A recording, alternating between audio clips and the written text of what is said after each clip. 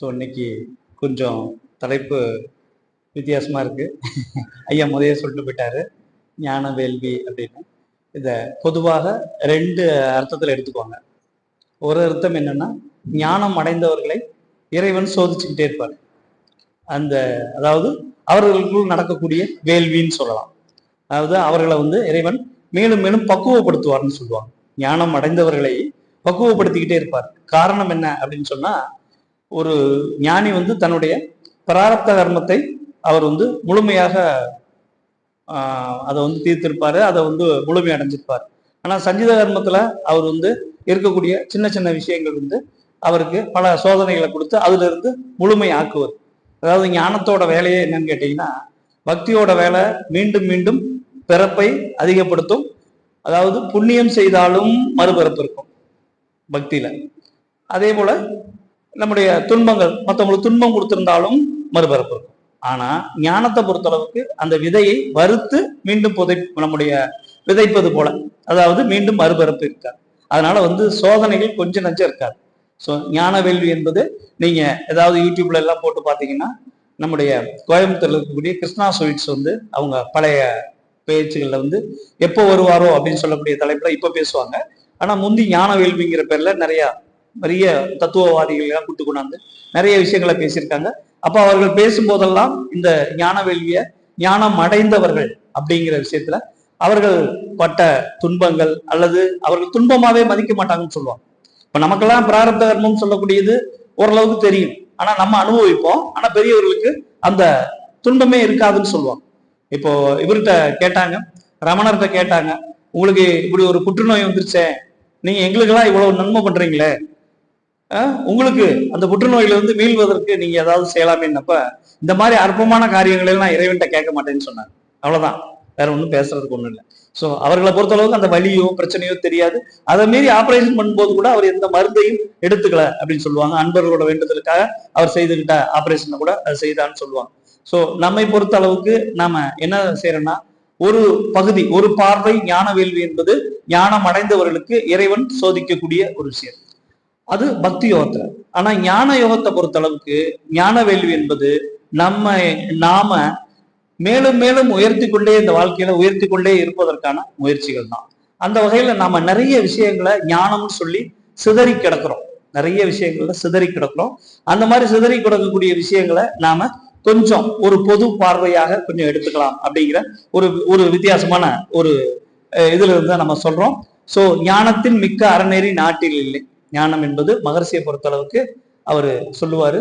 அது நம்ம என்ன விளக்கம்னு பார்ப்போம். ஏன்னா மகர்ஷியை பொறுத்த அளவுக்கு ஞானத்திற்கு அவர் கொடுக்கக்கூடிய இடம், முதல் இடம் எங்க அப்படின்பாரு.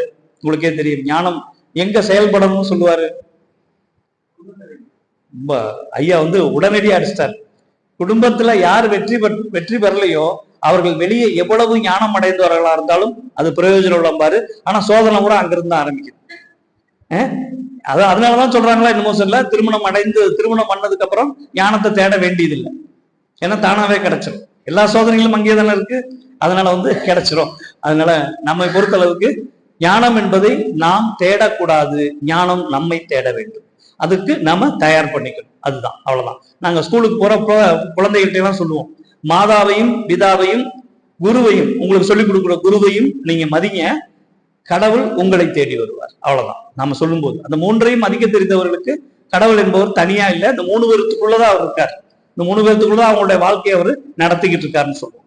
சோ அதனால நம்ம இங்க நம்ம எப்படி இந்த ஞானத்தின் வாசலுக்கு நம்ம பல விஷயங்களை தடையாவும் வச்சிருக்கோம். எது ஞானம்னு தெரியாமலும் பல சமயங்கள்ல போராடுறோம். அந்த விஷயத்துல நமக்கு மகரிஷி கொடுத்திருக்கிற சின்ன சின்ன விஷயங்களும் பொதுவாக நமக்கு இருக்கக்கூடிய பல விஷயங்களையும் நாம எடுத்துக்கிறதுக்குரிய ஒரு முறைதான் இந்த ஞான வேள்வி என்பது. சோ நம்ம எடுத்தோடனே எப்போதும் ஒரு கதையில ஆரம்பிச்சா நல்லா தானே இருக்கும். சாயந்தரம் கதை கேட்காம ஆரம்பிச்சா நல்லாவா இருக்கும்? கேட்க முடியாது. சோ ஒரு கதை, அதுவும் நம்ம படிச்சுக்கிட்டு இருக்கிற மிக முக்கியமான அப்படி ஒரு விஷயத்திலிருந்து எடுக்கும்போது கொஞ்சம் இன்ட்ரெஸ்டிங்கா இருக்கும். உத்தவ கீதைன்னு சொல்லி ஒரு கீதை இருக்கு. நம்ம பொதுவா பகவத்கீதை கேள்விப்பட்டிருக்கோம், நம்ம எல்லாருக்கும் தெரியும் பகவத்கீதை. ஆனா பகவத்கீதை 60 வகையாக எழுதப்பட்டது. நம்ம பகவத்கீதையில 60 வகைகள் எழுதியிருக்காங்க. பகவத்கீதை கொஞ்சம் நஞ்சம் இல்லை. மொத்தம் கீதையை கொடுத்துக்கிறதுக்கும் பகவத்கீதை மட்டும்தான் நமக்கு தெரியும். ஆனா ஒவ்வொரு விதத்துல கீதைக்கு பல பெயர்கள் கொடுத்து பல வியாக்கியானம் சொல்லக்கூடியது கொடுத்து, ஆனா அதுக்கு விளக்கம் எழுதினவங்க பாத்தீங்கன்னா அது கணக்கே கிடையாது. மிகப்பெரிய ஆதிசங்கர்ல இருந்து தொடங்கி யாரோ எழுதியிருக்காங்க. ஆனா அது பெரிய விஷயம் இல்ல. ஆனா கீதையே 60 வகையா இருக்கு. அதுல ஒரு வகை கீதை உத்தவர் கீதைன்னு சொல்லுவோம். அந்த உத்தவர் கீதைங்கிறது வேற ஒண்ணும் இல்ல, உங்களுக்கே தெரியும். கிருஷ்ணர் வந்து மகாபாரதத்துல என்ன வேலை செஞ்சாரு? அர்ஜுனனுக்கு என்ன வேலை செஞ்சாரு? தேரோட்டியா இருந்தார். ஆனா நமக்கு கிருஷ்ணரோட தேரோட்டியை பத்தி தெரியாது. கிருஷ்ணர் வந்து ஒரு மன்னர், உங்களுக்கே தெரியும். அவருக்கு ஒரு தேரோட்டி இருந்தாரு, நல்ல ஏஜ்டு பீப்புள், நல்ல அனுபவசாலி, ரொம்ப அன்பானவர், கிருஷ்ணர் மேல ரொம்ப அன்பானவர். அவருக்கு பேர் தான் உத்தவர். மகாபாரத யுத்தம் முடிந்த பிறகு அவர் பேசிட்டு இருக்காங்க, நான் இந்த மாதிரி வனவாசம் கிளம்ப போறேன், உங்களுக்கு ஏதாவது வேணுமா, உங்களுக்கு ஏதாவது சந்தேகம் இருக்கா, அல்லது உங்களுக்கு இந்த வாழ்க்கையில ஏதாவது வேணுமான்னு கேட்கும்போது, எனக்கு உன் கூட இருந்த வரைக்குமே எனக்கு எதுவும் வேண்டும்னு தோணுனதே இல்லை, நான் எல்லாம் அடைஞ்சிட்டேன், ஆனா சில கேள்விகள் எனக்கு உண்டுங்க. அப்போ அதாவது தன்னுடைய தேரோட்டியாக இருந்தாலும் உங்களுக்கே தெரியும், பல கம்பெனிகள்ல டிரைவர் தான் எம்டியோட சிறப்பா இருப்பாங்க. ஏன்னா அந்த எம்டியோட மனைவிக்கு அவர் தான் இன்டர்மீடியேட்டர். எங்க போறாரு, ஓனரு என்ன பண்றாரு, இந்த மாதிரி விஷயங்கள் நிறைய பேர் அப்ளிகேஷன் கொடுக்கறதே டிரைவருக்கு தான் கொடுப்பாங்க. ஏன்னா அதன் மூலமா எந்த மூடு என்ன கண்டிஷன்ல இருந்தாரோ அப்ப கரெக்டா போட்டு அவர் அதை உதவி பண்ணி கொடுத்துருவார். சோ அது போல தேரோட்டி என்பது ஒரு டிரைவர் வேலை தான். அந்த டிரைவருக்கு மேல உட்கார்ந்து இருக்கிறவரோட மனதுல இருந்து அவரோட செயல்ல இருந்து அத்தனையுமே தெரியும், அந்த பல்ஸ் தெரியும். அதனாலதான் ஒரு தேரோட்டி சரியாக இருந்தா அந்த வண்டி சரியா ஓடுங்கிறதுனாலதான் எந்த ஒரு படையில ஒரு வில் அம்ப கூட எடுத்து வீசாம அர்ஜுனனுக்கு தேரோட்டியா நான் இருக்கிறேன்னு ஒத்துக்கிட்டாரு. அவர் படைய போற உங்களுக்கே தெரியும், அவர்களுக்கு கொடுத்துட்டாரு. இவர் வந்து நான் தேரோட்டியா இருப்பேன்னு சொன்னார். சோ அதனால வந்து அவருக்கு ஒரு தேரோட்டி இருந்தாரு, அவர் பேர் தான் உத்தவர். அவர் தான் இந்த கேள்வி கேட்கிறார். அதாவது எனக்கு சில சந்தேகம் இருக்கு, அதை மட்டும் எனக்கு விளக்கம் பண்ணிட்டா போதுங்கிறாரு. அவர் கேட்ட முதல் சந்தேகமே என்ன அப்படின்னு கேட்டா, நீ ஏன் அந்த சூதாட்டத்தை தடுத்திருக்க கூடாது? முதல் கேள்வியே அந்த சூதாட்டத்தை நீ ஏன் தடுத்திருக்க கூடாது? சூதாட்டத்தை தடுத்திருந்தா பிரச்சனையே முடிச்சிட்டு தானே, எதுக்கு போய் நீ தடுக்காம விட்ட அப்படின்னு கேட்டாரு. அதற்கும் அவர் அதோட நிறுத்தல. ஆனா பாருங்க, ஒரு கிருஷ்ணரை நம்ம கேள்வி கேட்கிறமேங்கிறதுனால கண்ணீரோடு அந்த கேள்வியெல்லாம் கேட்டு முடிச்சு அந்த மனிதர் கண்ணீர் விடுறார். இவ்வளவு பெரிய யுத்தம், இவ்வளவு பெரிய உயிர் கொலைகள் இவ்வளவு நடந்துருச்சே, இதை நீ நினைச்சிருந்தா மாத்திருக்கலாமே அப்படின்னு கேட்கிறாரு. அதற்கு பிறகு அவரு 2-3 கேள்விகள் கேட்கிறாரு. சூதாட்ட காய்கள் அது பண்ணியிருக்கலாம். அதற்கு பிறகு அவர் கேட்கக்கூடிய இன்னொரு கேள்வி என்னன்னா, திரௌபதிக்கு நடந்த அந்த விஷயத்தையும் நீ தடுத்திருக்கலாமே, ஒரு பெண்ணை வந்து இவ்வளவு தூரம் கஷ்டப்படுத்திட்டியே அப்படின்லாம் கேட்கிறாரு. அப்ப கேட்கும் போது அவர் சொல்லும் போது அந்த விஷயம்தான் நமக்கு இன்னைக்கு ஞான வேள்வி என்பது. அதாவது மகாபாரதத்தில் இருக்கக்கூடிய ஒரு காட்சியத்தை நம்ம வந்து என்ன செய்யறோம், இங்க ஞான வேள்விக்கு எடுத்துக்கிறோம். அதாவது அவர் என்ன சொல்றாரு, இறைவன் உன்னோடே எப்போதும் இருக்கிறாருங்கிற நம்பிக்கை உனக்கு எப்போதும் இருக்கணும், இறையருள் உன்னோடு இருக்குங்கிற நம்பிக்கை. ஏன்னா நீங்க பல சமயங்கள்ல பார்த்திருப்பீங்க, சில ஆசிரியர்கள் வந்து பேசும்போது உங்களுக்கே தெரியும், இங்கு வேதாத்ரி மகர்ஷி அவர்கள் சூட்சுமமாக நிறைந்து இந்த நிகழ்ச்சியை நடத்தி கொடுப்பாராகன்னு சொல்லுவாங்க. ஆனா காஞ்சிநாதன் சொல்லக்கூடிய ஒரு பேராசிரியர் ஒரு போன வாரம் அவர்கிட்ட இருக்கும்போது ஒரு தடவை பேசிட்டு இருக்கும்போது சொன்னாரு, அப்படி ஒரு வார்த்தை நம்ம சொல்லக்கூடாது பண்ண, எப்போதும் குரு நம்மோடு இருக்கிறாருங்கிறப்ப அதெல்லாம் மேடையில் நீங்க பேசும்போது மட்டும் வருவாருன்னு நீங்க நினைக்கலாம். அப்ப அது வரைக்கும் இல்லையா? குரு நம்மோடு தானே இருக்காரு, சூட்சுமா இருக்கிறாருன்னு அப்ப மட்டும் கூப்பிடுறாருன்னா அப்ப தப்பு இல்லையா? இறைவனும் தான் நம்ம என்ன செய்யறோம் அப்படின்னா, ஒரு பூஜையை பண்ணி கூப்பிட்டு உட்கார வச்சு அவருக்கு அந்த பூஜையெல்லாம் செய்து அவரை வழி அனுப்பி வைக்கிறோம். அது இறைவனுக்குரிய அடிப்படை. ஆனா குரு எனக்குள்ள உயிருக்குள்ள அறிவாக உள்ள கலந்து நிக்கிறார். அவரை போய் நான் சூட்சுமா இங்க நின்று நிப்பாருன்னா அது வந்து நல்லா இருக்காது. அந்த மாதிரி நம்ம சொல்லக்கூடாதுன்னு சொன்னாரு. எனக்கு அது பெரிய ஒரு வித்தியாசமாக இருந்தது. அது போல இங்க என்ன சொல்றாரு, எப்போதும் நான் அவரோட தான் இருக்கேன், தர்மனோட இருந்தேன், பாஞ்சாலி கூட இருந்தேன், எல்லாத்து கூட இருந்தேன்.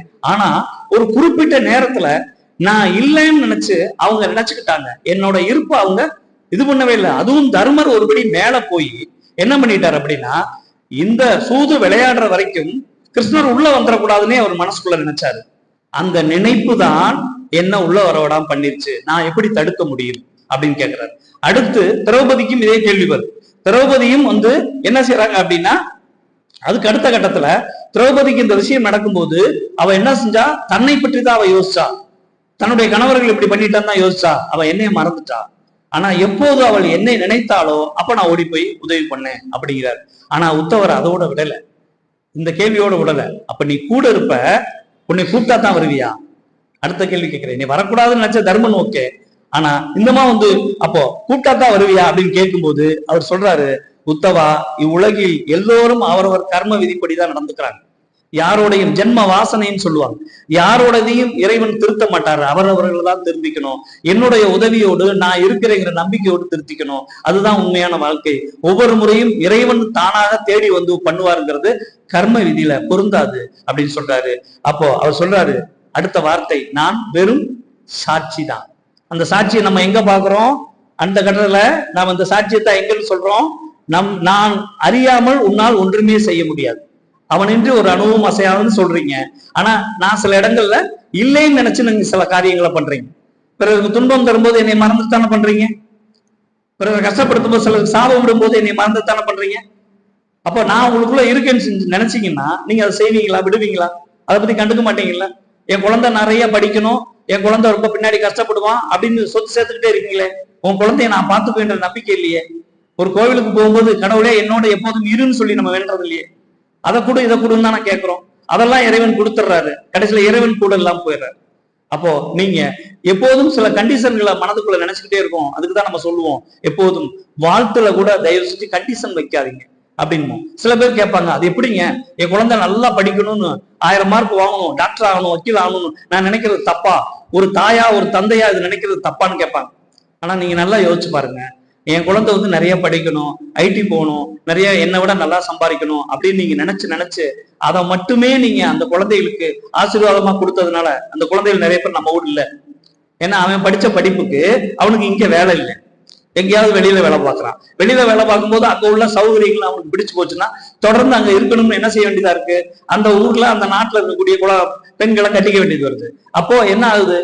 ஏற்கனவே இங்க சொந்தத்துல கட்டி கொடுத்தாலே குறுகி நிக்குது, சண்டையா இருக்குது மாமியாருக்கு மருமகளுக்கும். இதுல வேற்று நாட்டுல போய் அந்த கருமையத்தோடு கலந்து இதெல்லாம் நமக்கு தேவையா?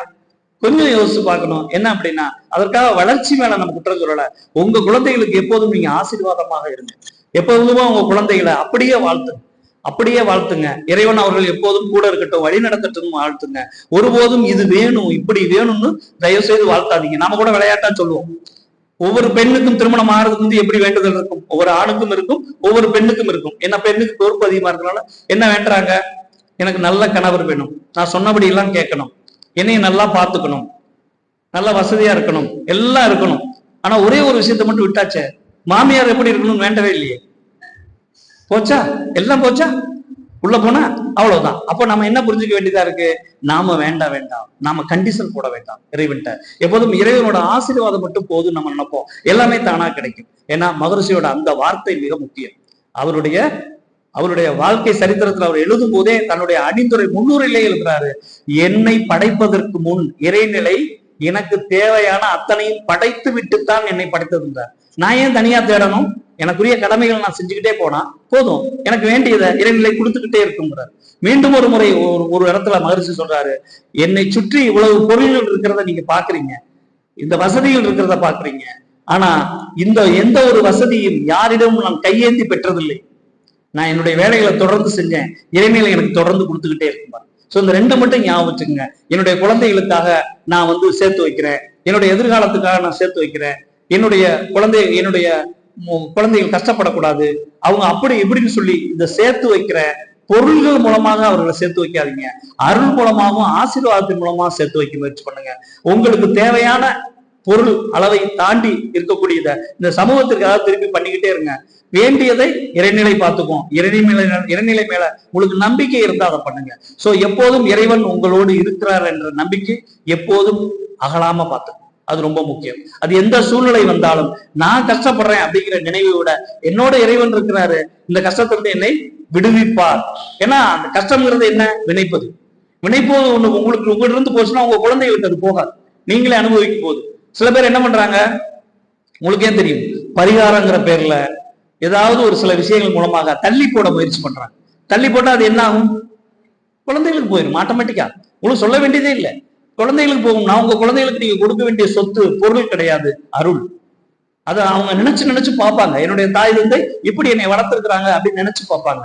இல்ல அப்படின்னா அவர்கள் வச்ச பொருள், அதனால வரக்கூடிய கஷ்டமும் அந்த பொருள் அவங்கள விட்டு போயிருக்கும் போது அவங்க என்ன செய்வாங்க? அந்த வருத்தத்தோடு இருப்பாங்க. சோ நம்ம அருளை சம்பாதிப்போம், பொருள் தானாக அதன்படி வரும். ஏன்னா விவேகானந்தரோட அற்புதமான ஒரு வார்த்தை உண்டு எப்போதும், அவர் அந்த வார்த்தையை சொல்றார். எப்போ நம்ம ஓம்கார மண்டபத்தை கட்டுறதுக்கு முந்தைய உங்களுக்கு தெரியும், எழுமின் விழுமின்னு சொல்லக்கூடிய ஒரு புத்தகத்துல அவரு அதை பத்தி பதிவு செஞ்சிருக்காங்க.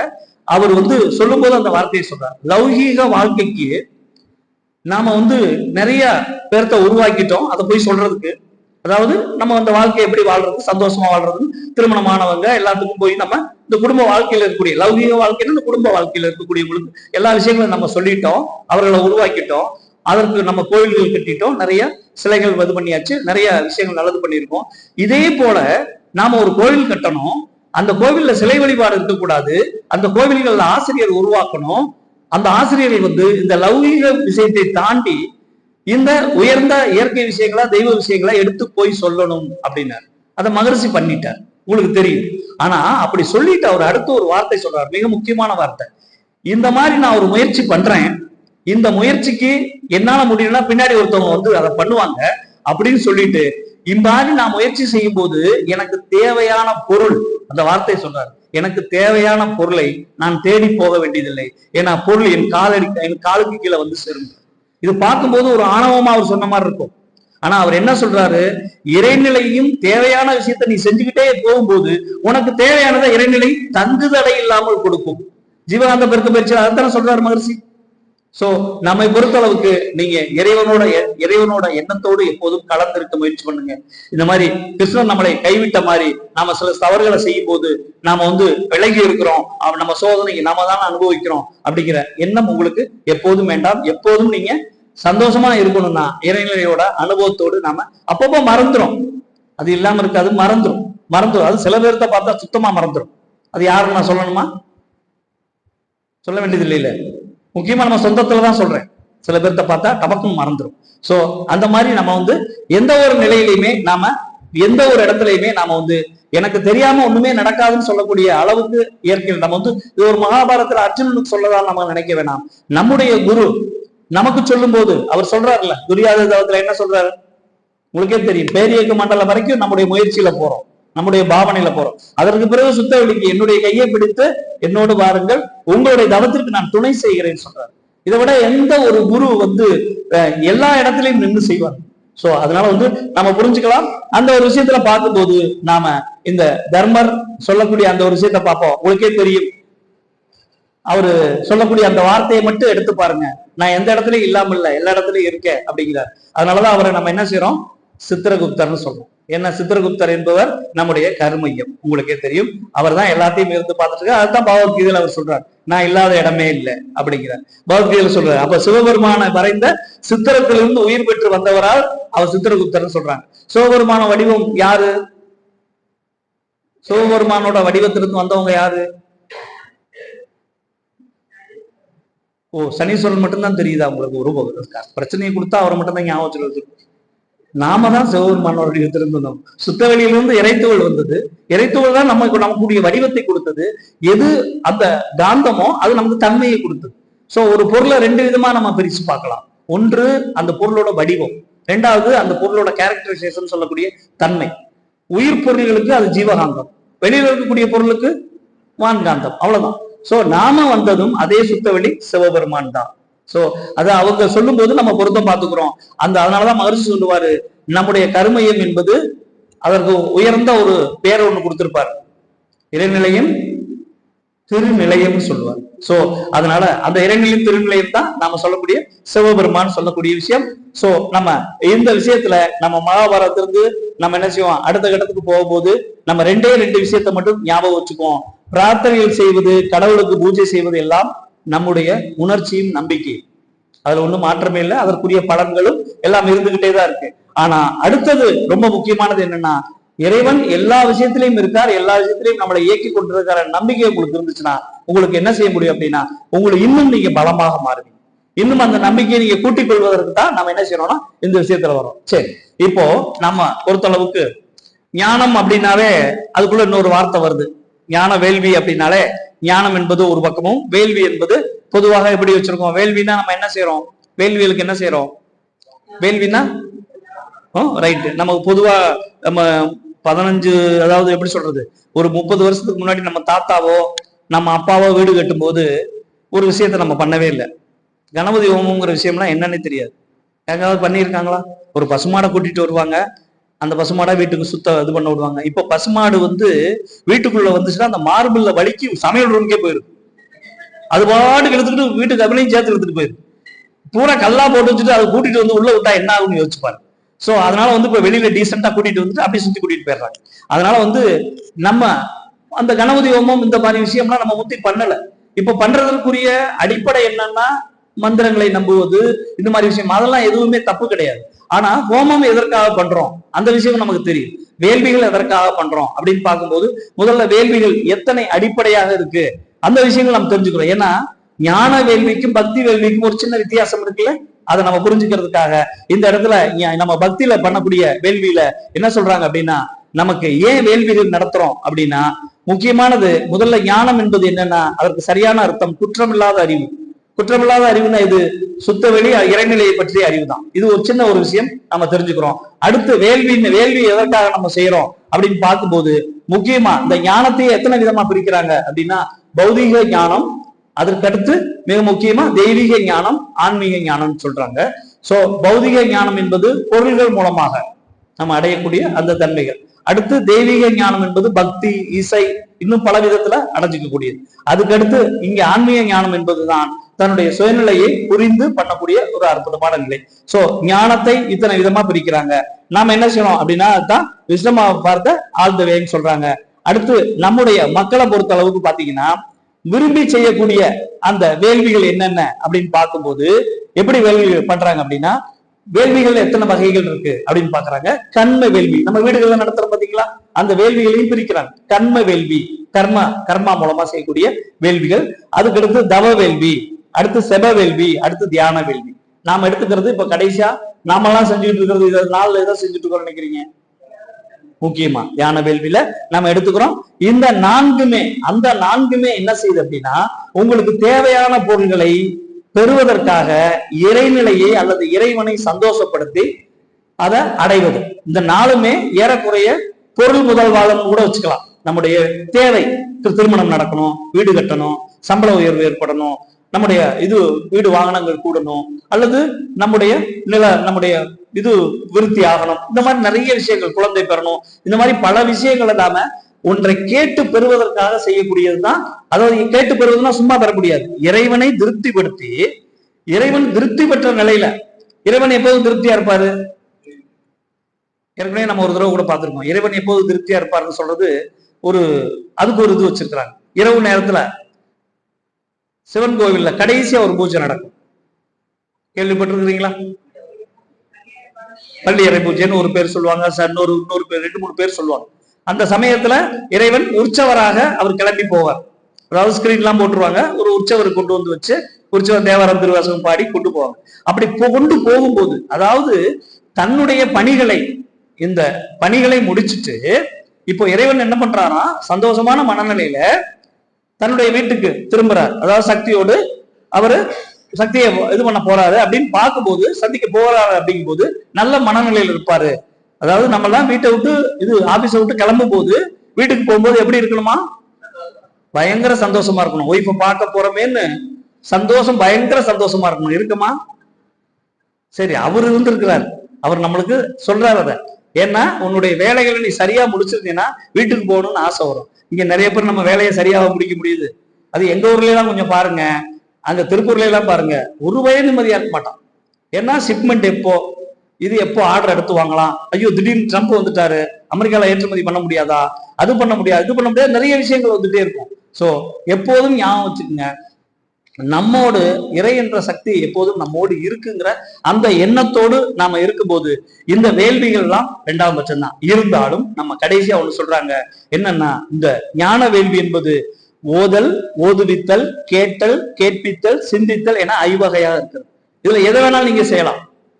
பிறருக்கு நன்மை செய்யறதுக்காக செய்யக்கூடிய இந்த ஆசிரியரா இருந்து ஒரு விஷயத்த, ஒரு ஞான விஷயங்களை சொல்லுவது, அதான் மாதிரி சொல்லுவாங்க, ஓதி உணர்வதா உணர்ந்து ஓதுவதா அப்படின்னு சொல்லுவாங்க. ஓதி உணர்வதுதான் வேதாத்திரிய கலை.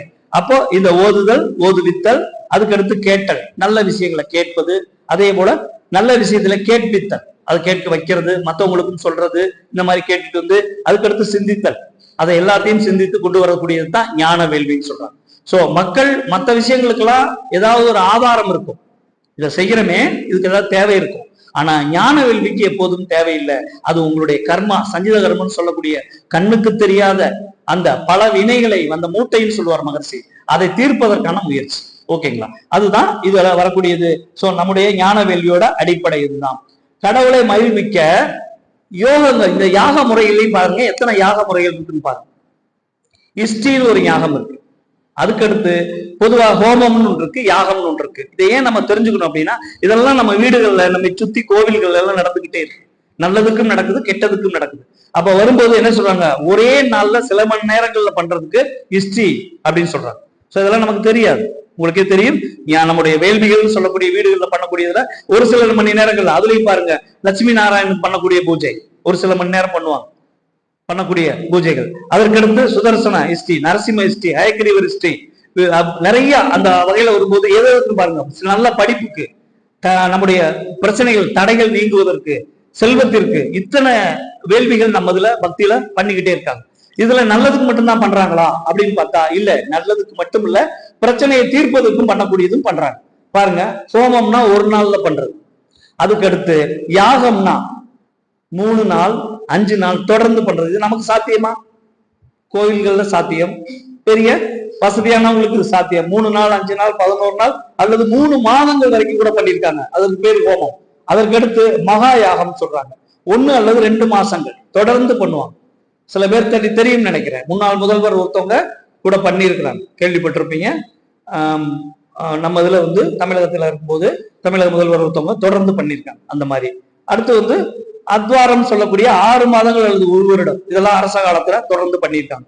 ஏன்னா சில நாடுகளை வெல்வதற்காக, சில எதிரிகளை வெல்வதற்காக, முக்கியமா ராஜராஜ சோழன் காலத்துல நிறையவே நடந்திருக்கு. ஏன்னா அவரை சுற்றி இருந்த படைத்தலைவர்கள் இருந்து எல்லாருமே அப்போ படைகள்லையும் சரி போர்களையும் சரி சமமா இந்த வர்ணாசிரம அடிப்படையில இருந்தவங்க, அதாவது செய்யக்கூடிய தொழிலை வைத்து அவர்களுடைய இதை பிரிச்சுக்கிட்டவங்க. அதனால அப்ப எல்லாருமே எல்லா தொழிலும் பண்ணியிருக்காங்க. அப்படி வரும்போது அவர்கள் செய்த விஷயங்கள்ல அவங்க அடுத்து சத்திரம் 50, 100, 500 அல்லது 1000 ஆண்டுகள் தலைமுறையா பண்றது, தொடர்ந்து இந்த மாதிரி பண்ணவங்களும் இருந்திருக்காங்க. இத்தனை விதமா நம்முடைய யாகங்களை, அந்த ஹோமங்களை இப்படி பிரிக்கிறாங்க. இது ஒரு வகையில அப்படின்னு பாக்குறோம். இன்னொரு வகையில பாருங்க, இந்த மாதிரி செய்யக்கூடிய ஹோமங்களை ஏன் நம்ம இவ்வளவு டீட்டெயில் கொடுத்துருவோம், ரொம்ப தெரிஞ்சுக்க வேண்டாம், இருந்தாலும் ஒரு சில விஷயங்கள் நமக்கு தெரியணுமே கொடுக்குறாங்க. வில்வ பழத்தை செய்யக்கூடிய, வில்வ பழம் போட்டு செய்யக்கூடிய ஹோமத்திற்கு ஏற்படக்கூடிய நன்மை, அதுக்கடுத்து சோமவள்ளி கொடி, இந்த முக்கியமா அந்த பலா சமைத்து, வெள்ளை எருக்கு, செம்மர சமைத்து, ஞாயிறு சமைத்து கூட போட்டு அதன் மூலமா செய்யக்கூடியதெல்லாம் இருக்கு. புதன் கிரக சமைத்து தான் இதன் மூலம் லட்சுமி கடாட்சம் உண்டாகும், சுதர்சன ஹோமத்திற்கு ஏற்றதுன்னு சொல்றாங்க. இந்த மாதிரி சில தேவைகளுக்காக சில சமித்துக்கள்னா என்ன அர்த்தம்னா அதுக்குள்ள போடக்கூடிய பொருட்கள்னு அர்த்தம், அவ்வளவுதான், வேற ஒண்ணும் இல்லை. அப்படி போடக்கூடிய யாகங்களும் இருக்கு. அடுத்து பாருங்க, இதெல்லாம் அதோட மிக முக்கியமானது எள். இந்த இடத்துல ஒரு சின்ன விஷயத்த முன்னும் பாருங்க, எள்ளு நம்ம ஹோமத்துல போடுறதுக்காக பண்றாங்க. நம்ம எங்க எல்ல நம்ம போன்றோம், நம்ம கோவில் அந்த மாதிரி செய்யறோமா அந்த வேலைய? நல்லா யோசிச்சு பாருங்க. சனீஸ்வரனுக்கு பண்றோமா? நல்லா பாத்துக்குங்க. ஹோமத்தை தவிர நல்ல மந்திரங்களோ அல்லது ஒரு குறிப்பிட்ட தகுதியோடையோ நாம எப்போதும் யாகத்துல மட்டும்தான் எள்ளுகளை போடணும். எந்த ஒரு காரணத்தை கொண்டும், இப்ப அந்த கோயில்கள் எல்லாம் வச்சிருக்காங்க பாத்தீங்களா, அந்த இதுல ஊற வச்சு அப்படியே எது வச்சிருக்காங்க, அந்த இதை நம்ம செய்யக்கூடாதுன்னே சொல்றாங்க. அப்புறம் ஏன் கோவில்ல விற்கிறாங்கன்னு நீங்க கேட்காதீங்க, அது சில காரணங்கள் இருக்கு, நம்ம அதெல்லாம் சொல்ல முடியாது. ஏன்னா அதுல அவ்வளவு விருப்பம், ஒரு நம்பிக்கையை ஏற்படுத்துறதுக்காக பண்றாங்க. அதாவது தானியங்களையோ இந்த மாதிரி அடிப்படை ஆதாரம், மனிதனுக்கு தேவையான பொருள்களை நெருப்புல டைரக்டா போட்டு எரிக்கிறது, அதாவது நம்ம செய்யறதுக்கு வீட்டுல கூட அதை நீங்க செஞ்சுக்கலாம். உங்களுக்கே தெரியும், எள்ளு இதெல்லாம் போடுவாங்க, புகை போடுவாங்க, இதெல்லாம் போடுறது வீட்டுல செஞ்சுக்கலாம். ஆனா கோவில்ல அதை செய்வது ஒரு வகையில பாவம்னே சொல்றாங்க. நம்மளே பிரச்சனை தான் கோவிலுக்கு போறோம், அங்க போய் 2 எள்ளு மூட்டையை வாங்கி போட்டு புண்ணியம் நினைச்சு பண்ணிட்டு வந்தா கூடையே கூட்டிட்டு வந்துடுறோம் சனீஸ்வர பகவான். அது வரைக்கும் அவரு பாட்டுக்கு அந்த பக்கம் திரும்பி உட்காந்துருப்பாரு, அவரை வீட்டுக்கு கூட்டிட்டு இருந்தோம். சோ அதனாலதான் சொல்றாங்க யாகத்தில் தான் அதை போடணும் அப்படின்னு சொல்றாங்க. பாருங்க, நம்ம ஒரு மந்திர தந்திரங்களை சொல்வதற்கு கூட தகுதி வேணுங்கிறாங்க. அருணகிரிநாதர் மட்டும்தான் கந்த சஷ்டி கவசம் சொல்லக்கூடியத அவர் நாம சொன்னாலும் தப்பில்லாத மாதிரி தயார் பண்ணியிருக்காரு. அதாவது என்ன சொல்றாங்கன்னா, மந்திரங்களை சொல்வதற்கு, ஒரு காயத்ரி மந்திரம் சொல்வதற்கு கூட பாத்தீங்கன்னா உங்களுக்கு சில தகுதிகள் உங்களுக்கு வேணுங்கிறாங்க. எந்த தகுதி? நீங்க வேற தப்பா நினைச்சுக்காதீங்க. தகுதி என்பது நீங்க உங்க உணவு, உங்களுடைய ஒழுக்க வழக்கம், உங்களுடைய மனம், உங்களுடைய ஆகிருதிகள் சொல்லக்கூடிய சில விஷயங்கள்ல தகுதிகள் வேணும். மற்றபடி நாம வேதாத்திரி அடிப்படையில பார்க்கும்போது அதுதான். மற்றவங்க சொல்ற தகுதிகளை நம்ம விட்டுருவோம், பொதுவான தகுதிகள் சொல்றோம். ஆனா மகரிஷி என்ன சொல்றாரு, அந்த அருணகிரிநாதர் பண்ணது மாதிரி மகரிஷி என்ன சொல்றாரு, இந்த தனார்சன சங்கல்பம் இருக்கு பாத்தீங்களா, அத நாம ஒரு வகையில பாத்தீங்கன்னா சொல்றதுனால பல சிக்கல்கள் வருங்கிற விஷயத்த மகரிஷி தெரிஞ்சுக்கிட்டு தான் தனார்சன சங்கல்பத்திற்கு பால் பாயாசம் என்ற ஒரு விஷயத்த வச்சு அந்த பூஜைகளை பண்ணணும்னு சொல்றாரு. இதை கேஜி சாமியா சொல்லும் போதுதான் நமக்கு தெரியுது. கேஜி சாமியா சொல்றாங்க, என்ன சொல்றாங்க அப்படின்னா, இந்த நம்முடைய அந்த அந்த இதுல சொல்லும் போது சவ்வும் நவ்வும் அப்படின்னு சொல்லும் போது அந்த ஊ இழுத்து சொல்லணும். சவ்வும் நவ்வும் அப்படின்னு சொல்லி இழுத்து சொல்லணும். நாம அதெல்லாம் சாதாரணமா நம்ம சொன்னோம்னா அந்த உச்சரிப்பால் நமக்கு ஏற்படக்கூடிய நன்மைகளை விட அதுல ஏற்படக்கூடிய சங்கடங்கள் கொஞ்சம் அதிகமாகும். ஆனால் அப்படிப்பட்ட சங்கடங்கள் இந்த நரம்புகளுக்கும் நமக்குடைய அந்த ஆற்றலுக்கும் ஏற்படுவதை அதை நியூட்ரலைசேஷன் பண்றதுக்காகத்தான், அதை சமப்படுத்துறதுக்கு தான் பால் பாயசம் என்பதை அங்க வைக்க சொல்றாங்க. என்கிட்ட ஒருத்தவங்க கேட்டாங்க, பால் பாயசம் எனக்கு பிடிக்காது, வேற பாயசம் வச்சுக்கலாமான்னு கேட்டாங்க. தாராளமா வச்சுக்கோங்க, ஆனா தனாசங்கத்தை மட்டும் நிறுத்திருங்கன்ட்டு. இல்ல, ஒரு குரு ஒரு பர்டிகுலரா ஒரு விஷயத்த சொல்றாருன்னா அதுல 1000 அர்த்தம் இருக்கு. ஏன்னா அவரு நீங்க மகரிஷியோட பேச்சுக்களை எல்லாம் பாத்தீங்கன்னா அவரோட பேச்சுக்கள் அவர் உரையாடுறது மாதிரிதான் இருக்கும். ஏன்னா பேச்சுக்களை சொல்லும் போதே மறு சொல்லுவார். அதாவது ஒருத்தருக்கு சொல்லும் போதே அவர் என்ன நினைக்கிறாருன்னா தன்னை ஒருத்தர் கேள்வி கேட்டு அதுக்கு பதில் சொல்றது மாதிரி சொல்லுவார். ஏன்னா அந்த வார்த்தையை கேட்கிறார். தனாசன சங்கல்பத்தை எப்படி நாம அத்வைத சித்தாந்தத்தை பின்பற்ற வேதாத்திரியம் தனாசன சங்கல்பத்தை எப்படி ரெக்கமெண்ட் பண்றாங்கன்னு நீங்க கேக்குறீங்க, சில பேர் கேட்கலாம். அப்ப அவர் சொல்றாரு, இயற்கையில கிடைக்க வேண்டிய விஷயத்த விரைவில் கிடைப்பதற்கு தான் தனாசன சங்கல்பம், கிடைக்காத ஒரு பொருளை தேடி போறது இல்லை அப்படின்னு சொல்லிட்டு அடுத்த வார்த்தை அவர் சொல்றாரு. ஏன் அப்படின்னா நம்முடைய ஆதிசங்கரர், அவர் உதாரணம் சொல்றாரு. ஆதிசங்கரர் மிகப்பெரிய அத்வைதி, நல்ல அத்வைதி. ஆனா அவர் அத்வைத ஞானம் பெற்ற பிறகு எழுதப்பட்ட பல ஸ்லோகங்களுக்கு உண்டு. மகரிஷி எங்க கொண்டு போய் எதை இணைக்கிறார் பாருங்க. இதை நமக்கு சொல்லல அவரு, நாம ஒண்ணு அது நம்முடைய ஆதிசங்கரர் பின்பற்றல. இந்த உயர்குலத்தில் தன்னை சொல்லி கொடுக்குறாங்க பாத்தீங்களா, இந்த ஹோமம் ஜோதிடம் இந்த மாதிரி விஷயங்கள் எல்லாம் தாங்க மட்டுமே அதற்கு அத்தாரிட்டின்னு சொல்றாங்க பாத்தீங்களா, அவங்களுக்கு சொல்றாரு. என்ன அப்படின்னா அந்த மந்திரங்களை சொன்ன அவரே இந்த விஷயங்களை பின்பற்றுறதுக்கு அவர் சொல்லியிருக்காரு அப்படின்னு பாக்குறாரு. அப்போ சில மந்திரங்களை சொல்வதற்கு நமக்கு தகுதிகளை ஏற்படுத்திக்கணும் அப்படிங்கிற விஷயத்த சொல்றாரு.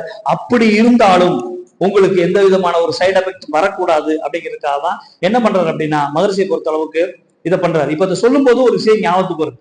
நம்முடைய இப்போ சமீபத்துல இலங்கைக்கு போகும்போது கூட சில பேர்த்துக்கிட்ட நான் கவனிச்சேன்.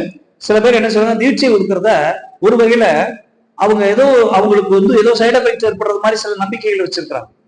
அங்க மட்டும் இல்ல, இங்கேயும் நான் பார்த்தேன். அங்கேயுமே என்ன செய்யறாங்கன்னா தீட்சை கொடுக்க வரமாட்டேங்கிறாங்க. என்னன்னு கேட்டா அவங்க சொல்லக்கூடிய விஷயங்கள் எனக்கு ஆச்சரியமா இருக்கு, சொல்லக்கூடிய ஆச்சரியமா இருக்கு. எப்படின்னா இந்த தீட்சை வாங்குறாங்க பாத்தீங்களா, அவர்களோட பதிவுகள் நமக்கு வந்துருமா. அப்ப மகரிஷி என்ன நிலைமைக்கு ஆயிருப்பாருன்னு கொஞ்சம் யோசிச்சு பாருங்க. போகும்போதே சொல்லும் போதே இந்த உயிர் உய்வதற்கு நான் உதவ தொடங்குகிறேன் வருது. உங்க மூலமா இறைநிலை உள்ள உங்கள் மூலமா அவர்களுக்கு பாசஸ் போகுது. அப்படி பாசஸ் போகும்போது நீங்க ஒவ்வொரு தடவையும் தீட்சை கொடுக்கும்போது மேன்மை அடையிறீங்க, உங்களை உயர்த்திக்கிறீங்க. தெய்வம் அல்லது அந்த அந்த பேராதார சக்தி உங்கள் மூலமாக நுழைந்து அவர்களுக்கு போய்கிட்டு இருக்கு. அவர்களோட புண்ணியத்திற்காக உங்கள் மூலமா போகுது. நீங்களும் அதில் சென்று நெல்லுக்கு இறைத்த நீர் புல்லுக்கும் நம்ம மாதிரி நீங்களும் நன்மை அடைறீங்க. ஆனா அதை தவறுதலா புரிந்து கொண்டு என்ன செய்யறாங்க அப்படின்னா அது ஏன்லாம் தெரியல, எங்கேயும் நம்ம சொல்லி தரல. மகரிஷியை பொறுத்த அளவுக்கு நீங்க ஒரு ஞாபகம் வச்சுக்கோங்க, உடற்பயிற்சியா இருக்கட்டும், காயக்குமா இருக்கட்டும், தியானமா இருக்கட்டும், அவர் சொல்லி கொடுத்த கண்ணாடி பயிற்சியா இருக்கட்டும், எந்த ஒரு பயிற்சியுமே அவரே சில அடிப்படை விஷயங்களை தெளிவா சொல்லியிருக்காங்க. அதை மீறி நம்ம ஏதாவது ஒரு தவறு செய்தாலும் அது என்ன செய்யணும், குருவால நம்ம காப்பாற்றப்படுறோம். தவறு செய்யுங்கன்னு சொல்லல, தவறு செய்து இதுல இந்த பயிற்சிகளே எடுத்துக்கங்க, நீங்க காயத்தை தப்பா செய்றீங்க அப்படின்னு வச்சுக்கோங்க, அதனால எந்த சைடு எஃபெக்டும் கிடையாது, பயன் இல்லாம போகலாம். உடற்பயிற்சியை தப்பா செய்றீங்க, எந்த பிரச்சனையும் கிடையாது. சோ நம்மை பொறுத்த அளவுக்கு அப்படி இருக்கும்போது எப்படி இவர்கள் இப்படி கற்பனை பண்றாங்க, யார் அவங்க மண்டைக்குள்ள புகுந்து இந்த மாதிரி விஷயங்களை எல்லாம் செய்யறாங்கன்னு யாருன்னு தெரியல. தீட்சை கொடுப்பு என்பது மகா புண்ணியம், மகா யாகம்னே சொல்லலாம். நம்ம இந்த ஞான வேள்வியில் அதை நம்ம பதிவு செய்யணும். ஏன்னா சில பேர் தயங்குறாங்க, சில பேர் கொடுக்க. மகரிஷி சொல்றாரு பாருங்க, ஒருத்தருக்கு இந்த மனநிலை சரியில்லாதவர்கள், வேற சோல் அட்டாச்மெண்ட்ல இருக்கவங்களுக்கு, தீட்சையை எடுக்காதவர்களுக்கு கூட நாம என்ன செய்யலாம், சாந்தி யோகம் கொடுக்கலாம்ங்கிற மகரிஷி கொடுத்திருக்கிறாங்க. மனப்பிறழ்வு ஏற்பட்டவர்கள், பல பிரச்சனைகளால அந்த உள்ளுக்குள்ள ஒரு சோல் அட்டாச்மெண்ட் இருக்கும்போது அவர்களுக்கு அப்போ மட்டும் சில சேஃப்டி பிரிகாஷன்ஸ் சொல்றாரு. உப்புல தண்ணிய கை கழுவணும் அப்படிங்கிற ஒரு வார்த்தையை சொல்றாங்க. அப்ப சேர்க்கிறாங்க. மத்தபடி எங்கேயுமே இல்லை. அப்ப நாம வந்து அதை எப்படி கற்பனை பண்ணிக்கலாம் என்பது நமக்கு தெரியல. யாராலும் இந்த மாதிரி சின்ன விஷயங்களை வேதாத்திரியத்துல கூட, ஏன்னா வேதாத்திரியத்துல கூட நான் அவ்வளவு வெளிப்படையான இங்க மறைப்புக்கு ஒண்ணுமே இல்லை. குரு தனக்கு தெரிஞ்சதை கூட நம்ம கிட்ட கொடுத்துட்டு போயிட்டாரு. அப்படி இருந்தும் இந்த மாதிரி சந்தேகங்கள் எங்க இருந்து முளைக்குதுன்னே தெரியல. சரி, இப்ப பாருங்க, இந்த மாதிரி ஹோமம்ல முக்கியமா இனிமேல் நாம எள்ளு வாங்கி 2 பொட்டலமா போட்டு வந்துடலாமா? வீட்டுல இருக்கிற ஒரு சனீஸ்வரனை வேண்டி அவரை வழி நடத்துறதே பெரிய விஷயமா இருக்கு. இன்னொரு சனீஸ்வரன் வேற கூப்பிட்டுக்கணுமா? வேண்டாம். சோ அதனால வந்து நமக்கு அந்த பிரச்சனை வேண்டாம். நாம இந்த மாதிரி தானியங்களை போட வேண்டாம். அது போல பிரச்சனைகளுக்கு மட்டுமே பற்றி கொள்ளலாம். உங்களுக்கு தெரியும் தானே, மகர்ஷியுமே சொல்லுவார். சில யோகாசனங்கள்ல மிக முக்கியமா யோகாசனங்களை சொல்லும் போது அவர் ஒரு வார்த்தை சொல்லுவார். சில யோகாசனங்கள் நம்ம செய்யக்கூடாதுன்னு சொல்லியிருக்காரு. முக்கியமா சிரசாசனம் உட்பட சில ஆசனங்களை ஒரு குறிப்பிட்ட வயதுக்கு மேல செய்யக்கூடாது. விருப்பம் இருந்தால் வாரத்துக்கு ஒரு 1 நிமிஷம் 2 நிமிஷம் மட்டும் நின்றுக்குங்க அப்படிம்பாங்க. நிறைய யோகாசனங்களை பத்தி மகர்ஷி, உங்களுக்கே தெரியும், யோகாசனங்கள் நம்ம 3 விதமா பிரிக்கிறோம். ஒன்று, பொதுவாக நம்ம சொல்லக்கூடிய தேக ஆசனங்கள், இந்த உடலுக்கு நன்மையா செய்யக்கூடிய ஆசனங்கள், அது வந்து உடம்புக்கு பொதுவாக செய்யலாம், அவ்வளவுதான். 2வது யோக ஆசனங்கள், தியானம் பண்ணுவதற்காக செய்யக்கூடிய ஆசனங்கள். அதுக்கு அடுத்து நாம மருத்துவ ஆசனங்கள் இருக்கு. இந்த இடத்தை தான் மகர்ஷி சொல்றாரு, இந்த மருத்துவ ஆசனங்களை நாம ஒருபோதும் என்ன செய்யக்கூடாது அப்படின்னா, நமக்கு பிரச்சனை இல்லாம செய்யக்கூடாது. இப்போ ஒண்ணும் இல்ல, உங்களுக்கே தெரியும், நம்ம செய்யக்கூடிய ஒரு முத்திரை, இந்த முத்திரை இருக்கு. என்ன முத்திரை? இந்த நடுவரில் இப்படி அமைக்க பிடிச்சிருக்கிற முத்திரை இல்லை. சும்மா சொல்லுங்க, ஒன்றும் பிரச்சனை இல்லை. நம்ம என்ன டிப்ளமோ கொஸ்டின் ஆன்சர் பண்றோம்? சூன்ய முத்திரை. ஓகேங்களா? சூன்ய முத்திரை தானே, ஒன்றும் மாற்றம் இல்லை. இது எதுக்காக செய்வோம்னு ஞாபகம் இருக்கா? வெரி குட், சொல்லிட்டாங்க. காது நல்லா இல்ல, கேட்கலைன்னா சூன்ய முத்திரை வச்சுக்கலாம். ஒருவேளை நல்லா காது கேட்குது வச்சா மாமியார் பேசும்போது கேட்காம இருந்தா நல்லதுதான், ஒன்றும் பிரச்சனை இல்லை நமக்கு. ஆனா உங்களுக்கு தெரியும் தானே, ஒரு ஜோக் சொல்லுவாங்க. புதுசா கல்யாணமான உடனே கணவர்கிட்ட சொல்லியிருக்காங்க, அவங்க அக்கா சொல்றாங்க, தம்பி உன் ஒய்ஃபுக்கு சரியா காது கேட்க மாட்டேங்கப்பா, கொஞ்சம் பார்த்துக்க, செக் பண்ணிக்க அப்படின்னு சொன்னாங்க. இந்த கணவர் புதுசுல, இன்னும் மனைவியை பத்தி தெரியாது. உடனடியா அதை டெஸ்ட் பண்ணிடணுமே. காலையில வந்துருச்ச உடனே வீட்டு வாசல்ல போய் நின்றுகிட்டு, இந்த கோயில் மாதிரி நின்றுகிட்டு, இன்னைக்கு என்ன குழம்பு அப்படின்னு கேட்டிருக்காரு. பதில் இல்லை. நேரம் உள்ள வந்தாரு, நடுகால நின்னாரு, இன்னைக்கு என்ன குழம்புன்னு கேட்டாரு. சரி, ஒன்றும் பதில் இல்லை. நேரம் கிட்ட போய் முதுகு பின்னாடி தொட்டு, இன்னைக்கு என்ன குழம்பு அப்படின்னாரு. 3 தடவை சொல்லிட்டேன், இன்னைக்கு சாம்பார் தான் அப்படின்றது. இப்ப யாருக்கு காது கேட்கல? இவங்க தம்பிக்கு கேட்கல. இந்த நாத்தனார் வேலையே இதாங்க, தான் தம்பிக்கு என்ன தகுதி இருக்குன்னு பாக்குறது இல்ல, வந்த பொண்ணுக்கு மட்டும் எல்லா தகுதி இருக்கணும். என்ன கொடுமைன்னு எனக்கும் தெரியல. அதனாலதான் இந்த மதுரை முத்து மாதிரி இருக்கவங்க எல்லாம் சொல்லுவாங்க சில ஜோக்குகள்லாம், ஏன் அக்கா தங்கச்சியை பத்தி இவ்வளவு குறை சொல்றிய, உன் அக்கா தங்கச்சியை என்னைக்காவது எனக்கு பிடிக்கலன்னு நான் சொல்லியிருக்கலாம் அப்படிமா. சோ அதனால வந்து நம்ம பொறுத்தளவுக்கு நம்ம நிறைய நல்ல விஷயங்களை பார்க்கும்போது கெட்ட விஷயங்களை கொஞ்சம், அதான் மகர்ஷி சொல்லுவாங்க, ரொம்ப சிம்பிளா சொல்லுவாங்க. உன் உடம்புல தேவையான அளவுக்கு ஜீவகாந்த ஆற்றல் இருந்துச்சுன்னா உனக்கு நெகட்டிவான எண்ணமே வராது. அதை விட மிக முக்கியமானது, பிறர்கிட்ட உள்ள குறை உனக்கு தெரியாதுங்கிறார். அதனாலதான் மீண்டும் மீண்டும் அவர் மகர்ஷி சொல்லும் போதெல்லாம் என்ன செய்யறாரு, ஜீவானந்தத்தை முழுமையாக நம்ம தக்க வச்சுக்கிட்டே இருக்கணுங்கிறார். அவர் அதை வந்து என்ன செய்யறாருன்னா ஒரு ரிவர்ஸ் ப்ராசஸா சொல்றாரு. அதை நீங்க தக்க வச்சுக்கிட்டா போதும், உங்க வாழ்க்கையில எல்லா விஷயத்திலையும் நீங்க பாட்டுக்கு முன்னோக்கி போய்கிட்டே இருக்கலாம் அப்படிங்கிறார். வேதாத்திரியத்துல இருக்கவங்களே நிறைய பேர் என்ன செய்யறாங்க, சிரிப்பே வரமாட்டேங்குதே, சிரிக்கவே மாட்டேங்கிறாங்களா. ஐயா அதுக்கு தான் வெள்ளிக்கிழமை ஏற்பாடு பண்ணியிருக்காரு, எப்படியாவது சிரிக்கவாவது பழகிங்கப்பா, கொஞ்சமாவது மறந்துடாதீங்கப்பா அப்படின்னு. ஏன்னா தீட்சை கொடுக்கும் போதும் சரி, நிறைய பேர் சமயங்கள்ல பாருங்க, நீங்க அதுவும் முக்கியமா காயகல்பம் செய்யும் போது சில பேர் அந்த ஓஜஸ் மூச்சு விடும்போது மட்டும் பாருங்க, நம்ம நகராட்சி பாத்ரூம்ல கூட ஒட்ட மாட்டாங்க, அந்த அளவுக்கு முகத்தை விட்டுறாங்க. அப்படியா பண்ண சொல்லியிருக்காரு. அதை விடும்போது எவ்வளவு ஒரு அற்புதமான சக்தி. அதை சொல்லும் போது ஒரு பேராசிரியர் சொல்றாரு, அந்த வித்து சக்தியை மேல உச்சிக்கு இழுத்த போது அதை இழுத்துட்டேங்கிறத நாம எப்படி புரிஞ்சுக்கிறதுன்னு கேட்கிறாரு. நாம இழுத்துட்டேன், எனக்கு அந்த பயிற்சியை கரெக்டா அசுனி முத்திரை போட்டேன், மூலபந்தம் பண்ணேன், நாக்க உள்நோக்கி மடக்கினேன், கைகளை தூக்குனேன், முதல் பயிற்சியில அந்த உச்சிக்கு நான் இழுத்தேன். அது ஒரு நீடுல ஒரு ஊசிக்குள்ள இழுத்தது மாதிரி உச்சிக்கு இழுத்துட்டேன். இழுத்ததை நான் எப்படி உணர்றதுன்னு கேட்கிறேன். எப்படி நான் இழுத்திருக்கேன் அப்படிங்கிறத எப்படி உணர்றது அப்படிங்கும் போது அவர் சொல்றாரு, கண்களை திறக்க மனசு வராதுங்கிறார். இந்த மூச்சை ஃபுல்லா நம்ம கம்ப்ரஸ் பண்ணி விட்டுறோம்ல, விட்டு முடிச்சுட்டு கண்ணை திறக்க மனசு வராது. ஏன்னா அந்த வித்து சக்தி உச்சிக்கு போன உடனே நம்முடைய மூளைச்சல்கள் முழுவதும் பரவி அது என்ன செய்யுது அப்படின்னு கேட்டீங்கன்னா ஒரு எக்டசி, ஒரு பரவசத்தை கொடுக்கும். அந்த பரவசத்தை அப்படியே அனுபவிக்கணும்னு கண்ணை திறக்க மனசு வராதுங்கிற. இதெல்லாம் நம்ம அனுபவிச்சிருக்கோமா? நமக்கு பிரச்சனை என்னன்னா மூளை வந்து நிக்க மாட்டேங்குது.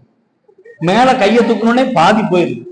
அப்புறம் நாக்க உள்நோக்கி மடக்கும் போது கீழே செக் பண்ணா சுத்தமா இல்லை. சரி, என்னத்துக்கு நம்ம சந்தேகப்பட்டுருவாங்க அதுக்குள்ள மன்றத்துக்குள்ள எதுக்கு விட்டு வைப்போமேன்னு சொல்லி டஸ்ன்னு ஒரு குக்கர்ல வாசல் கொடுக்குற மாதிரி விட்டு வச்சோம்.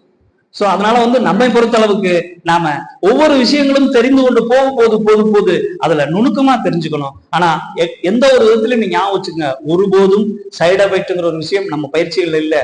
நீங்க எப்போதும் நீங்களும் கற்றுக்கொள்ளலாம், பிறருக்கும் நம்ம ஆசிரியர் லெவலுக்கு வரும்போது நாம சொல்லிக் கொடுக்கலாம். இந்த மாதிரி பாருங்க, ஒரு மகிழம்பூல இருந்து, இலந்தையில இருந்து, புங்க மரத்துல இருந்து, அத்தி மரத்துல இருந்து, எருக்கன் குச்சியில இருந்து, முக்கியமா எல்லாத்திற்கும் என்ன செய்யறாங்கன்னா அந்த பிரச்சனைகளை தீர்ப்பதற்காக அந்த யாகங்களுக்குள்ள பயன்படுத்துறாங்க. உங்களுக்கு ஒரு லிஸ்ட் கொடுப்பாங்களே, நீங்க பார்த்திருப்பீங்க. இப்ப நீங்க ஒரு இந்த யாகம் நடத்த போறீங்க, மேக்சிமம் கணபதி ஹோமம்னு வச்சுக்கோ, ஒரு லிஸ்ட் கொடுப்பாங்க. தோல்ல துண்டு மாதிரி பெருசா இருக்கும். மகரிஷி அவங்க அப்பாவுக்கு திவசம் பண்ணும்போது முதல் வருஷம் எல்லாரும் சொல்றாங்க, படிச்சிருப்பாங்க அம்மா, கொடுக்குறாங்க ஒரு லிஸ்ட். வாங்கினாரு, எல்லா பொருளும் வாங்கி கொடுத்துட்டாரு. அதாவது சில பொருள் அவர் வாங்கிட்டு வந்தாருன்னு சொல்லி பணம் வாங்கிட்டார். இவரு எல்லா பொருளும் வாங்கி கொடுத்துட்டாரு. வாங்கி கொடுத்துட்டு அவர் என்ன செய்றாரு, திவசம் முடிஞ்சிருச்சு, ஒரு தாம்பாளத்துல வெத்தலை பாக்கு வச்சுட்டு கொடுத்து அந்த தட்சணையை கொடுக்கறதுக்காக அந்த தாம்பாளத்தை வச்சு கொடுப்பாங்க. அந்த அந்த இதுகள்லாம் வச்சுட்டு நம்ம அந்த பொருள் எல்லாம் எடுத்துக்கிட்டு, அந்த பூஜை பண்ணக்கூடிய அந்த பொருள் எல்லாம் எடுத்துட்டு அந்த வெத்தலையில வந்து பணம் வச்சு கொடுக்கணும். மறைச்சு கொடுக்கும்போது வெறும் வெத்தலையை மட்டும் கொடுக்குறாரு. அவர் இப்படியே பாக்குறாரு, என்னங்க அப்படின்னு. இல்ல, நீங்க லிஸ்ட்ல சில பொருள்கள்லாம் கொடுத்துருந்தீங்க, அதெல்லாம் வரவே இல்லை. நீங்க வாங்கிட்டு வரேன்னு சொன்ன பொருள் வரவே இல்லை. அது போல இதுல நான் வச்சிருக்கிறதா நினைச்சு நீங்க எடுத்துக்கணும்னு சொல்லிட்டாரு. எப்படி நூதனமா அவருக்கே அவர் ஒரு பாடம் நடத்திட்டு அப்புறம் பணம் வச்சு கொடுத்துட்டாரு. ஆனா அவர் சொல்றாரு அந்த மாதிரி லிஸ்ட்ல இருக்கும், ஆனா வீட்டுக்கு வராது. ரெண்டாவது, செய்த பொருள் எல்லாம் மேக்சிமம் ஒரு மூட்டையில கட்டி எடுத்துட்டு போயிடுறாங்க. பிரச்சனையும் முடிஞ்சு. அப்போ அந்த லிஸ்டுகளை செக் பண்ணும்போது இந்த பொருள்களை எல்லாம் நம்ம சில நன்மைகளுக்கு செய்யும் போது நீங்க பண்ணிக்கங்க. நம்மளை பொறுத்தளவுக்கு எந்த இடத்துல நீங்க தவம் செய்றீங்க, எந்த இடத்துல வாழ்த்துறீங்களோ அதையும் மீறி நீங்க கண்ணாடி பயிற்சி செய்து தராசன சங்கல்பம் செய்யும் போது அதை விட உங்களுக்கு ஒரு பெரிய புண்ணியத்தை நீங்க தனியா தேட வேண்டியதில்லை. உங்களுக்கு ஆனா விருப்பம் இருக்கும். ஏன்னா நம்ம பக்தி வழியில நிறைய வந்ததுனால இந்த மாதிரி ஹோமம், இந்த மாதிரி விஷயங்கள் நம்பிக்கை இருக்கும், தாராளமா செஞ்சுக்கலாம். நம்ம வீட்டுல இருக்கும் போதே செய்வாங்க. இப்போ எங்க திருப்பூர்ல எல்லாம் பாத்தீங்கன்னா ஒருத்தவங்க அவங்க வந்து டை வச்சிருக்கிறாங்க. அவங்க இதுல பல பிரச்சனைகள்லாம் வரும்போது என்ன பண்ணாங்க, பண்ணிக்கிட்டே இருக்கிறாங்க, தொடர்ந்து பண்ணிக்கிட்டே இருக்காங்க. ஆனா சில விஷயங்கள் சரியாகல. என்ன பண்ணாங்க, இனிமேல் வேண்டாங்க, அதெல்லாம் நிறுத்திடுறேன், நான் வந்து தனாசன சங்கல்பம் 108 முறை சொல்லிடுறேன் அப்படின்னு சொல்லி ஒவ்வொரு புதுக்கணக்குக்கும் அவங்க சொல்றாங்க. சில பிரச்சனைகள் வரும்போதும் அவங்க போய் சொல்றாங்க. மேக்சிமம் அந்த சூழ்நிலை என்ன நீங்க கவனிக்க வேண்டிய விஷயம்னா, நிறைய பேர் என்ன பண்றாங்கன்னா, பிரச்சனை தீரணும்னா அந்த பிரச்சனை தீர்றது மூலமா மட்டும்தான் நன்மை அடையிறதா நினைக்கிறாங்க. அந்த பிரச்சனை வரக்கூடாதுங்கிறதுக்காக செய்யறாங்க. வந்த பிரச்சனை என்ன பண்றது, அங்கதான் ரொம்ப முக்கியமானது இருக்கு. அதுதான் இறைநிலையோட அற்புதமான வேலை. இனி வராமல் இருக்கிறதுக்குரிய வேலைகளையும் அது பண்ணிடும். அதான் அதுல உள்ள விஷயம். சோ நம்மை பொறுத்தளவுக்கு இந்த மாதிரி இந்த பூக்கள், இந்த மாதிரி விஷயங்கள்லாம் நன்மை தரக்கூடியதா இருக்கு. வேதாத்திரி மகரிஷி ஒரு வேள்வி நடத்துறாங்க, நம்ம வருடம் நடக்குது, ஞாபகம் இருக்குங்களா?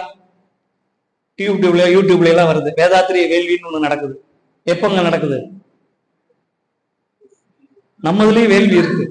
மார்ச் 28 அவரோட இறந்த நாள நினைவு நாள் நம்ம போகும்போது வேதாத்திரிய வேள்வின்னு பண்றோம்.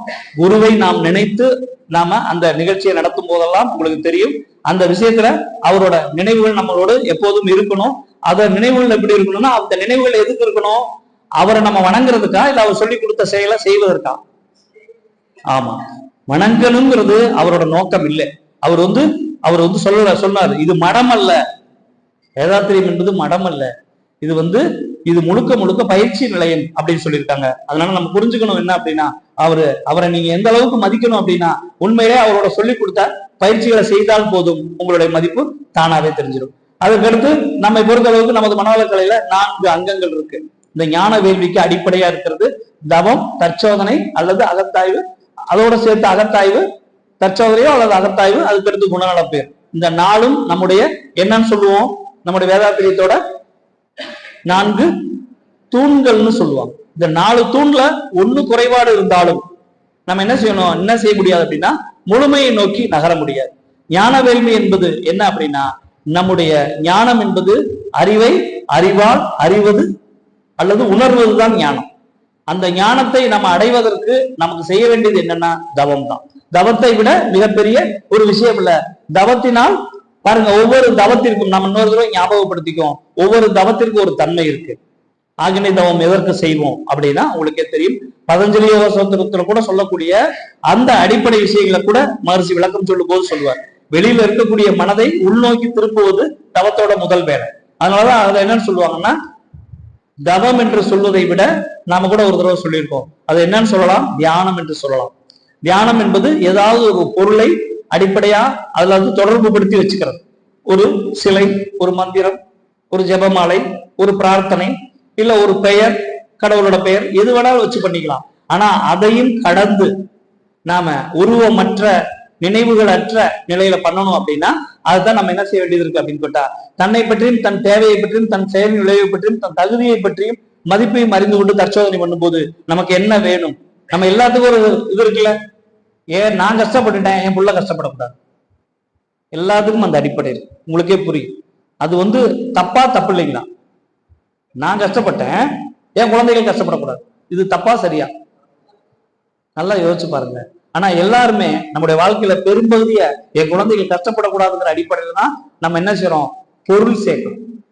சோ இந்த பொருள் சேர்க்கிற விஷயத்துல மட்டும்தான் நம்முடைய கவனத்துல என் பிள்ளைய கஷ்டப்படக்கூடாது அப்படிங்கிறத பண்றோம். ஒண்ணு கேட்டா ரெண்டு வாங்கி தரோம், ஒண்ணு கேட்டா ரெண்டு வாங்கி தர்றோம். ஆனா சம்பாதிக்கிறது கஷ்டம்னு சொல்லித்தரோம். பொருள்களை செலவழிக்கிற விஷயத்துல கஷ்டம்னு சொல்லித்தரோம், ஆனா பொருள் வாங்கி தரோம். சோ நம்மை பொறுத்தளவுக்கு நம்முடைய பொருள், நம்முடைய உழைப்பு என்பது ஒருபோதும் நிற்கக்கூடாது. ஒருபோதும் உழைப்புல நம்ம எந்த வஞ்சகமும் கிடையாது, உழைப்பு செய்து கொண்டேதான் இருக்கணும். ஆனா இந்த பொருள் வரவுல நம்முடைய குழந்தைகள் கஷ்டப்படுவாங்க அப்படின்னு சேர்த்து வைக்கிறேன், குழந்தைகளுக்கு பொருள் சேர்க்கிற விஷயத்த நாம வந்து என்ன செய்யணும், ரெண்டாம் பட்சமா தான் வச்சுக்கணும்.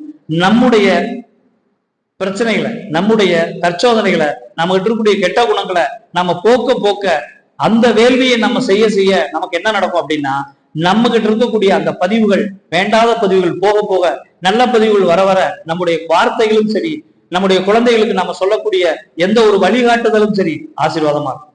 அது வேணுமா, பொருள் வேணுமா? பொருள் கொடுத்தீங்கன்னா அது எவ்வளவு நாள் வச்சிருப்பான்?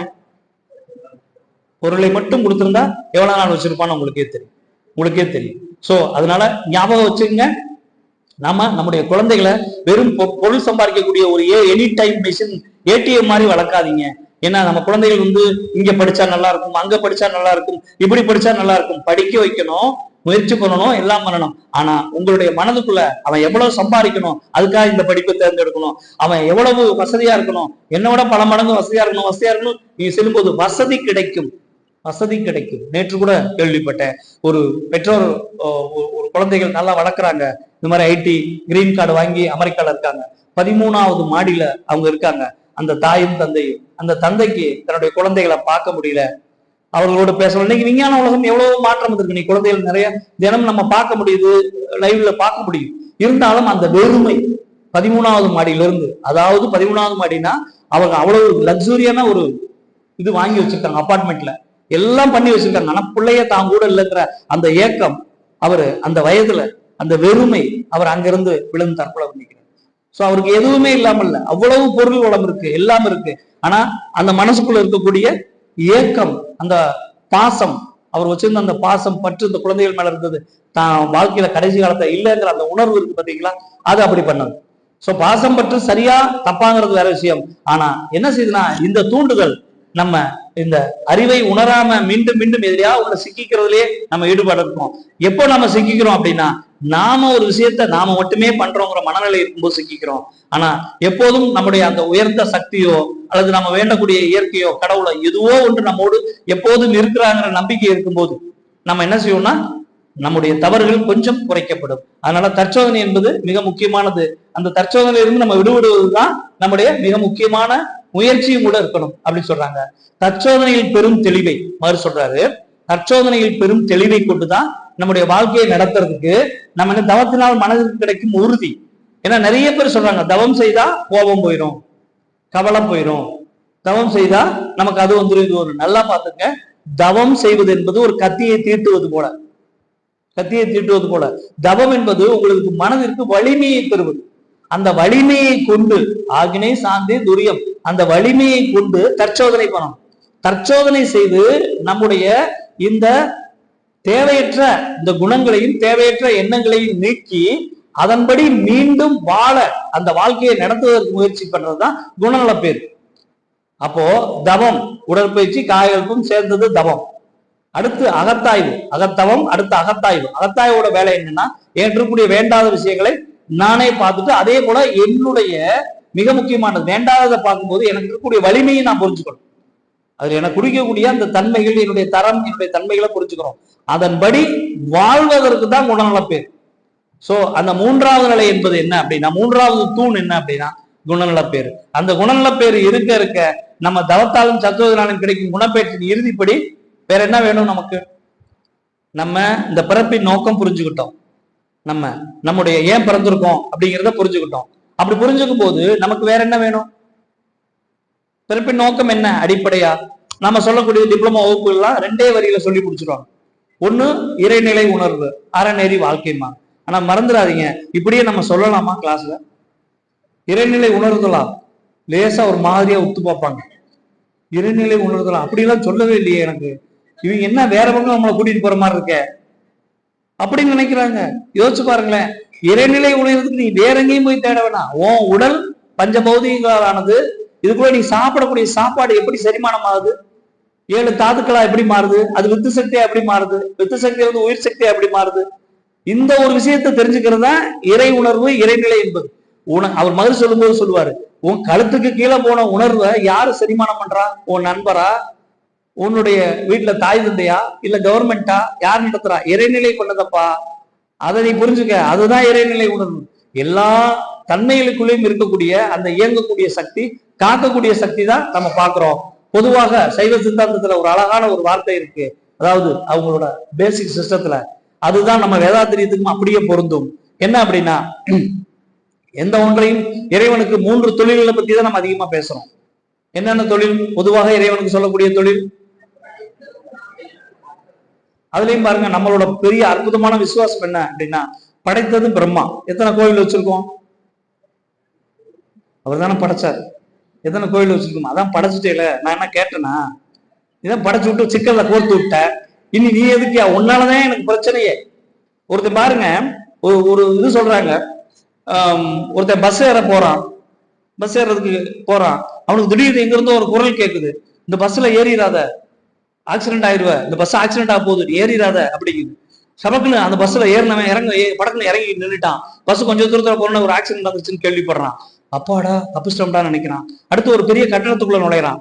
அந்த கட்டடம் விழுக போகுது, நீ உள்ள போகாதன்னு வருது. உள்ளுக்குள்ள ஏதோ ஒரு விபத்து நடக்குது, நிறைய பேர் ஏதாவது பிரச்சனைக்குள்ளாகிறான்னு தெரியுது. இவன் வெளியே வந்துட்டான். அதோட நிக்கல அவன். படக்குன்னு திரும்பி இப்படி தேடி பார்த்தான். யாரா எனக்கு இந்த குரலை கொடுத்துட்டு என் கல்யாணத்தன்னைக்கு எங்கடா போனான்னு கேட்டான். நம்மளுக்கு பிரச்சனை எங்கன்னா, பஸ்ல தப்பிச்சது பிரச்சனை இல்ல, மண்டபத்துக்குள்ள போறது பிரச்சனை இல்ல, எங்கேயோ நீ இருந்தேல, அவ்வளோ பெரிய பிரச்சனை எனக்கு நடந்திருக்கு, அன்னைக்கு எங்கடா போனான்னு கேட்கறோம். சோ நம்ம தெய்வத்தை அந்த இடத்துல எல்லாம் வச்சிருக்கோம். சோ இறைவனையும் குருவையும் நம்ம அந்த இடத்துல வச்சிருக்கோம். நமக்கு பயன்படலையா அப்படின்னா நமக்கே சந்தேகம் வந்துருது, அது இறைவனானே சந்தேகம் வந்துருது. சோ அப்போ நம்ம இந்த தவமும் தற்சோதனையும் எனக்குள்ள இருக்கக்கூடிய வலிமையை நான் புரிந்து கொள்ளும் போது அது வருது. சோ அந்த வலிமையை நம்ம பெற்ற பிறகு நம்ம செய்ய வேண்டியது என்ன அப்படின்னா, முக்கியமா தீட்சை. அந்த தீட்சை சொல்லுவாரு, உபதேசம் தீட்சை நம்முடைய மறுபிறப்புன்னு சொல்லுவார். சரி, தீட்சையை பத்தி இவ்வளவு சொல்றவே, நமக்கு எத்தனை வகை தீட்சைகள் இருக்குன்னு தெரியுமா? நம்ம யாகத்தை பத்தி கொஞ்சம் பார்த்தோம், வேள்விகளை பத்தி பார்த்தோம். தீட்சை எத்தனை இருக்கு? நமக்கு எத்தனை தீட்சை மகர்ஷி கொடுத்திருக்காரு? ஏன்னா நமக்கு கொஞ்சம் பொது அறிவு வேணும். சில பேர் கேட்கும் போது நம்ம கிட்ட சொல்றாங்க, அந்த தீட்சையை நான் அங்க வாங்கிக்கிட்டேன், சிவ தீட்சைன்னு ஒண்ணு வாங்கினேன், நான் ஸ்ரீரங்கத்துல போய் வாங்கினேன், நான் இந்த மாதிரி ஒரு கோவில்ல வாங்கினேன் அப்படிலாம் சொல்றாங்க. அந்த மாதிரி தீட்சைகளும் இருக்கு. நம்ம அந்த தீட்சைகளை பத்தி நம்ம தெரிஞ்சுக்கணும். சும்மா நம்ம பொதுவா இன்றைய உலகத்துல தீட்சைகளை 2 விதமா பிரிக்கிறாங்க. ஆதார தீட்சை, நிராதார தீட்சைன்னு பிரிக்கிறாங்க. ஆதார தீட்சை என்பது யாருன்னு கேட்டீங்கன்னா, இறைவன் ஞானாசிரியர் மூலமாக ஆணவம், கண்மம், மாய ஆகிய மும்மலங்களை உடைய நம்மோன்ற சகலருக்கு வலிக்கு தீட்சை ஆதார தீட்சை. அதாவது இந்த உடல், பொருள், ஆவி எல்லாத்தையும் பயன்படுத்தி செய்யக்கூடிய ஒரு தீட்சை. அதற்கடுத்து நிராதார தீட்சைன்னு இருக்கு. அது எப்படி அப்படின்னு கேட்டா, இறைவன் வேறொரு ஆதாரத்தையும் வேண்டாது, எதுவுமே வேண்டல, தானே குருவாக இருந்து கொடுக்கக்கூடியது. உங்களுக்கே தெரியும், பல மகான்களோட வாழ்க்கையில இது நடந்திருக்கு. நம்ம பார்க்கும்போது இறைவன் அருணகிரிநாதருக்கு என்ன செய்யறாரு? அவர் தற்கொலை பண்ணணுங்கிற ஒரு எண்ணம் அவர் அதை போகும்போது அவர் இறைவன் காப்பாத்தினாரு அப்படின்னு சொல்றாங்க. சோ அப்படி காப்பாற்றும் போது அவருக்கு ஒரு உபதேசம் கூட செய்ததாக, சும்மா இரு அப்படின்னு உபதேசம் செய்ததாக சொல்லுவாங்க. சோ தீட்சையை பொறுத்த அளவுக்கு எத்தனை வகை தீட்சை இருக்குன்னு பார்க்கும்போது பாருங்க, இந்த ஆதார தீட்சைன்னு சொல்லக்கூடிய தீட்சை தான் நம்ம அடிப்படை தீட்சை, ஸ்பரிச தீட்சை, முதல்ல தொட்டு கொடுக்கக்கூடிய தீட்சை. இப்ப ஆகினி தீட்சை வாங்கிட்டு வந்திருக்காங்களே, அந்த தீட்சை கரெக்டான நேரத்துக்கு வந்திருக்காங்க. மேல இருந்து கீழே வந்தவங்க கொஞ்சம் நீங்க அந்த பெற்ற தீட்சையை புரிஞ்சுக்குங்க. ஸ்பரிச தீட்சை, தொட்டு கொடுக்கக்கூடிய தீட்சை ஸ்பரிச தீட்சை. அதற்கடுத்து அது எப்படிப்பட்டது அப்படின்னு கேட்டா நமக்கு தெரியும், இது பக்தியோடு சம்பந்தப்பட்டிருக்கு, இருந்தாலும் நம்ம கொடுக்கக்கூடிய தீட்சையிலும் அது இருக்கு. அடுத்து நயன தீட்சை, நம்ம கண்கள் மூலமாக கொடுக்கக்கூடிய சஜ்ஜு நயன தீட்சைன்னு சொல்லக்கூடிய தீட்சை. அடுத்து துரிய தவத்துல கொடுக்கக்கூடிய ஒரு தீட்சை. ஆனா இதுல சாந்தியை காணாமே, நம்முடைய தீட்சையே இல்லையே. சாந்திக்கு இன்னொரு பேரு இறங்குபடி தவம்னு பேரு. இன்னும் சொல்ல போனா சரியான வார்த்தை சாந்தி தவமா யோகம். யோகம் அதாவது தவம் செய்வதற்கு சில பொருத்தமான இடம், பொருத்தமான சூழ்நிலை, தன்மை வேணும். ஆனா நம்முடைய சாந்தி யோகம் என்பது எப்போதும் 24 மணி நேரமும் நம்ம அந்த நமக்கு ஒரு தேவை, ஒரு பிரச்சனை, ஒரு அதிர்ச்சி, ஒரு விஷயம் இருந்தாலும் உடனடியா எந்த நிலையில இருக்கோ, எப்படி இருக்கோங்கிறதெல்லாம் இல்ல, உடனடியா அந்த நிலைக்கு போகணும், மூலாதாரத்துக்கு நம்முடைய எண்ணம் போகணும். அதனாலதான் அதை சாந்தி யோகம்னு வச்சாங்க. சாந்தி யோகம்னு வச்சதற்கு காரணம் என்ன அப்படின்னு கேட்டா, எப்போது இருந்தாலும் திடீர்னு போறோம், உங்களுக்கே தெரியும், வீட்டுக்கு நம்ம எங்கேயோ வெளியூர் போயிட்டு திரும்பி உள்ள வரோம். உள்ள வரும்போது போகும்போது அவசர அவசரமா சட்டையை போட்டு அயன் பண்ணியிருக்கோம், அப்படியே அயன் பாக்ஸை வச்சுட்டு போயிட்டோம். லைட் சுவிட்ச் உள்ள போய் தான் போடணும், ஒயர் வெளியே கிடக்கு, கதவை திறந்தோம் லைட்டு போடலாம்னு போகும்போது ஒயரை மிதிச்சிட்டோம். மனசு எப்படி இருக்கும்? ஆஹா, நம்ம வச்சுட்டு போன அயன் பாக்ஸ் ஒயர் தான் அது அப்படின்னா இருக்கும். அப்படியே ரிவர்ஸ்ல எவ்வளவு ஓடுவோங்கிறது அப்போதைக்கு நமக்கு ஒலிம்பிக்ல பரிசு வச்சோம்னா நம்ம தான் ஃபர்ஸ்ட் வருவோம். அந்த அளவுக்கு வேகமா ஓடி வந்திருப்போம். வந்துட்டு உடனே மொபைல்ல இருந்து லைட் எடுத்து, அதுக்குள்ள மொபைல் இருந்திருந்தா தான் நம்ம திருச்சி ஓடி வந்ததுல எங்க நிக்கிறோம்னு தெரியல, மொபைல் எடுத்து அடிச்சு பார்ப்போம், பார்த்தா சே வயர் தானா. இதுதான் இந்த அதிர்ச்சி வருது பாருங்க. இந்த மாதிரி ஒரு அதிர்ச்சி, தேவையில்லாத அதிர்ச்சி, ஒரு திடுக்கிடக்கூடிய விஷயங்கள் உங்க மனசுக்குள்ள திடீர்னு ஏற்படக்கூடிய அதிர்ச்சி எல்லாம் உடனடியா எப்படி இந்த ஒயர்ல பாசிட்டிவ் நெகட்டிவ் கொஞ்சம் பிளக்சுவேஷன் வரும்போது எடுத்து பவரா மாறுதோ, அதே போல நீங்க எப்போது நினைத்தாலும் நினைக்காவிட்டாலும் இந்த உடம்புல ஏற்படக்கூடிய அதிர்ச்சியோ, பிரச்சனைகளோ, கஷ்டமோ, ஒரு விதமான உணர்ச்சி வசப்படக்கூடிய நிலையோ உடனடியா மூலாதாரத்துக்கு போகணும். மனம் நீங்க விரும்பி போறது ஆரம்பத்துல பழகிக்கீங்க. அதுதான் உங்களுக்கு சொல்லுவாங்க, சாந்தி தீட்சை பெற்ற பிறகு சாப்பிட்ட 3 நேரமும், சாப்பிட்ட 3 நேரம் தான் சாப்பிட்றோமா? எனக்கு அது கூட சந்தேகமா தான் இருக்கு. சில பேர் கொஞ்சம் சாப்பிடுறேன்னு ஒரு 5 தடவை சாப்பிடுறாங்க. சரி பரவாயில்ல, அதை கூட எடுத்துக்கலாம் அவங்க. சோ 3 நேரம் தவம் நம்ம சாப்பிட்ட உடனே மனதை நீங்க எந்த வேலை வேணாலும் பாருங்க, மனதை மூலாதாரத்தில் நிறுத்தி பழகுங்கன்னு மகர்ஷி சொல்றாரு. அடிக்கடி அசுனி முத்திரை போட்டுக்கிட்டு இருங்க, தன்னாலே வரும். அதுக்கடுத்து நம்ம செய்யக்கூடிய பயிற்சிகள்லயே இந்த கடைசி நின்று பண்ணக்கூடிய முட்டி பயிற்சி செய்யும் போது மூலாதாரத்துக்கு ஒரு நல்ல இயக்கம் வருது அப்படின்னு கேபி உதயகுமார் ஐயா சொல்லும் போது அந்த வார்த்தையை பயன்படுத்துறாங்க, சாந்தி யோகம் நல்லா வரும். சோ இப்படி ஒவ்வொரு விஷயத்திலையும் சாந்தி யோகத்துக்கு ஏன் மகர்ஷி கொடுத்திருக்காருன்னா, இன்னும் சாந்தி யோகம் என்பது நம்முடைய தவத்துல மிக முக்கியமானது. என்ன அப்படின்னு கேட்டீங்கன்னா, அது ஒரு மருந்து மாதிரி. எப்பெல்லாம் இந்த உடலுக்கு, இந்த உடல் உயிர் மனம் பிரிந்து செயல்படுதோ அப்போதெல்லாம் அதை ஒன்று சேர்க்கக்கூடிய அந்த யோகத்தோட தன்மையில, யோகத்தினோட வேர்னு கூட சொல்லலாம். சோ சாந்தி யோகத்திற்கு நல்ல மதிப்பு கொடுங்க. மனம் நீங்க நினைத்தாலும் நினைக்கினாலும் ஒரு சின்ன விஷயம்னாலும் அங்க போகணும். ஒரு பெண்களுக்கு நிறைய தெரியும், அடிக்கடி சூடா இருக்க பாத்திரத்தை தொட்டுருவாங்க. தொடும்போது விரல் அங்க வரும்போது ஈரத்துல கொண்டு ஏதாவது தண்ணியில ஏதோ வைக்கிறது ஓகே. ஆனா அந்த வலிய தயவு செஞ்சு நீங்க மூலாதாரத்துல அசுனி முத்திரை போட்டு அந்த வலியை நினைச்சு பாருங்க. வலி இங்க இருந்தாலும் மூலாதாரத்துல வச்சு நிறுத்தி பாருங்க, உங்களுக்கே தெரியும் மாற்றம் அவ்வளவு சீக்கிரம் நடக்கும், அவ்வளவு சீக்கிரம் நடக்கும். நம்முடைய உடம்புல ஏற்படக்கூடிய ஒவ்வொரு அதிர்ச்சிகளையும் மூலாதாரத்துல மனசு. ஆனா இது கொஞ்ச காலம் தான். ஆனா நீங்க பழகின பிறகு அதுவே உங்களுக்கு தேவையான சமயங்கள்ல ஆட்டோமேட்டிக்கா என்ன செய்யும்னா, உங்களுக்கு ஒரு அதிர்ச்சி வரும்போது, ரொம்ப சிம்பிளா சொல்றேன், இப்ப நான் ஒரு வண்டியில போய்கிட்டு இருக்கேன், இல்ல அனுபவிச்ச விஷயம்தான். வண்டியில போயிட்டு இருக்கேன், திடீர்னு ஒருத்தர் குறுக்க வந்துட்டாரு, படக்குன்னு பிரேக்க போடுறேன். நீங்க நல்லா உங்க உடலை அப்படியே கவனிச்சு பாருங்க, உடம்ப கவனிச்சு பாருங்க. கவனிக்கும் போது எந்த பகுதியிலையாவது அந்த அதிர்ச்சி உள்ள இறங்குறத கவனிக்கலாம்.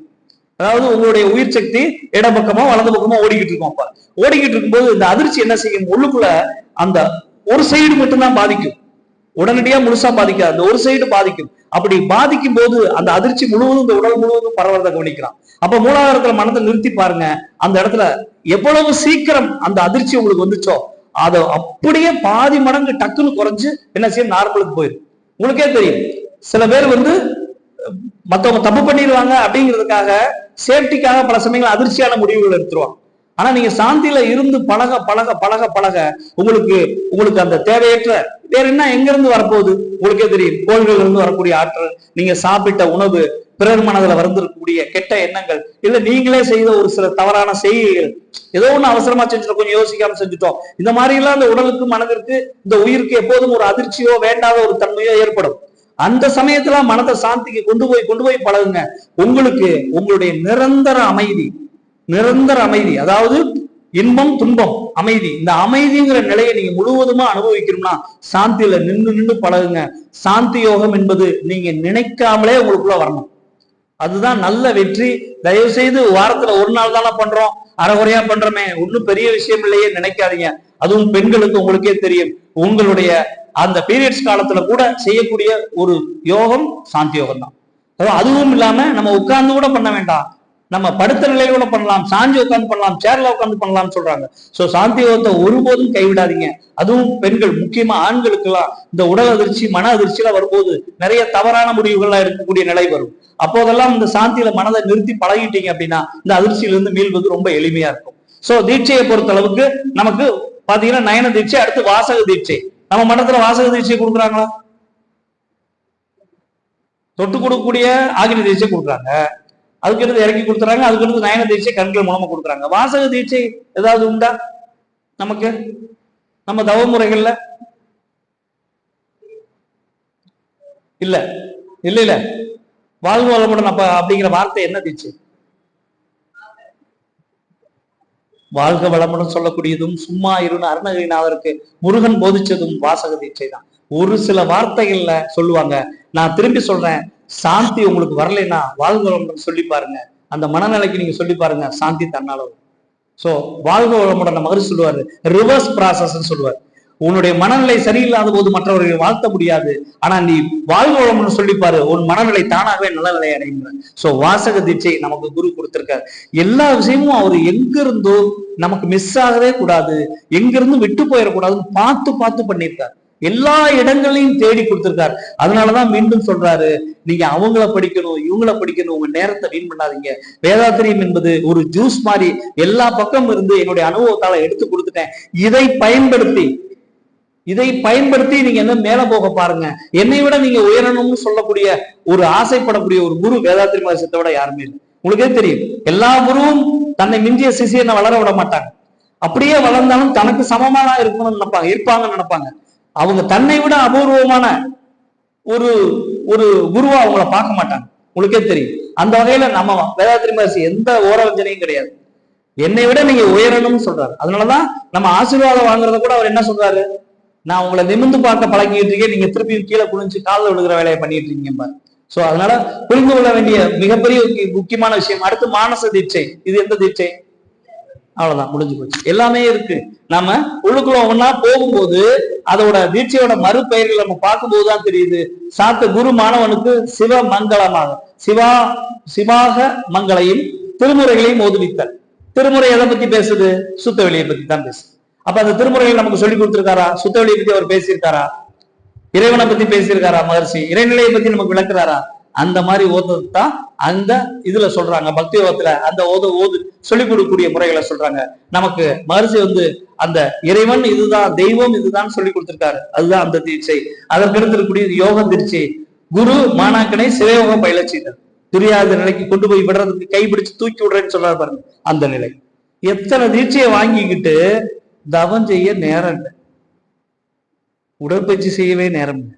எத்தனை பேர் பெருமையா சொல்லிக்க, ஒவ்வொரு நாளும் உடற்பயிற்சி செய்யும் போது அவ்வளவு கட்சோட நீங்க பண்ணணும்.